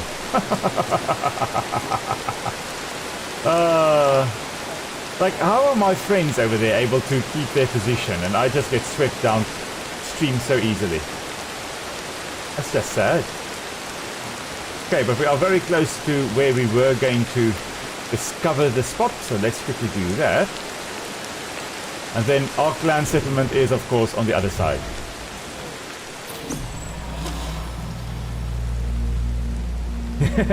Goku saying that they are no longer a human nor a monkey, they are the ape. Yes, become one with the tribe. Alrighty. The landscapes are just absolutely beautiful in this game. I really, really enjoy it.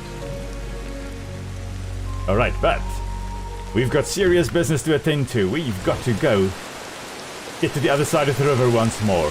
And I think the easiest way to do that is to stay up in the trees. Or try to, at least, stay up in the trees. He says as he concocts another way to get out of the trees. If I just make it over to that log over there. Okay, let's just see that we're heading the right direction right over there. If I can aim for this log. Oh, I missed it. And no, thank you. Haha, my friend helped me there. However, I'm still in danger. Still probably going to get swept downstream. But let's try. Can we make it? Yes, yes, we made it. Oh. The most dangerous thing we have faced this evening has not been the Amphimachirids, it has not been the hippo, it has not been the otters. It has been the currents. And currently, it has been a real pain in the butt. Alrighty. Cheers, Tommy X. Glad that you were here with us. Thanks for popping in. We're almost done in any case. You didn't miss. We're not going to miss too much. We are basically at our base camp, so we shall also be heading off in a moment. But thank you so much for popping in, and yeah, see you in Discord, eh? Cheers, eh? Have a lovely evening.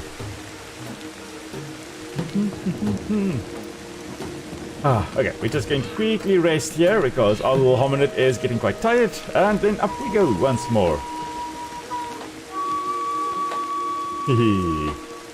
Oh, well, I think we have progressed quite nicely this evening.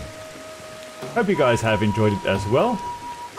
It has been a lot of fun to be here with you. And now, I think that is actually our clan settlement right over there. We have made it. Can you believe it?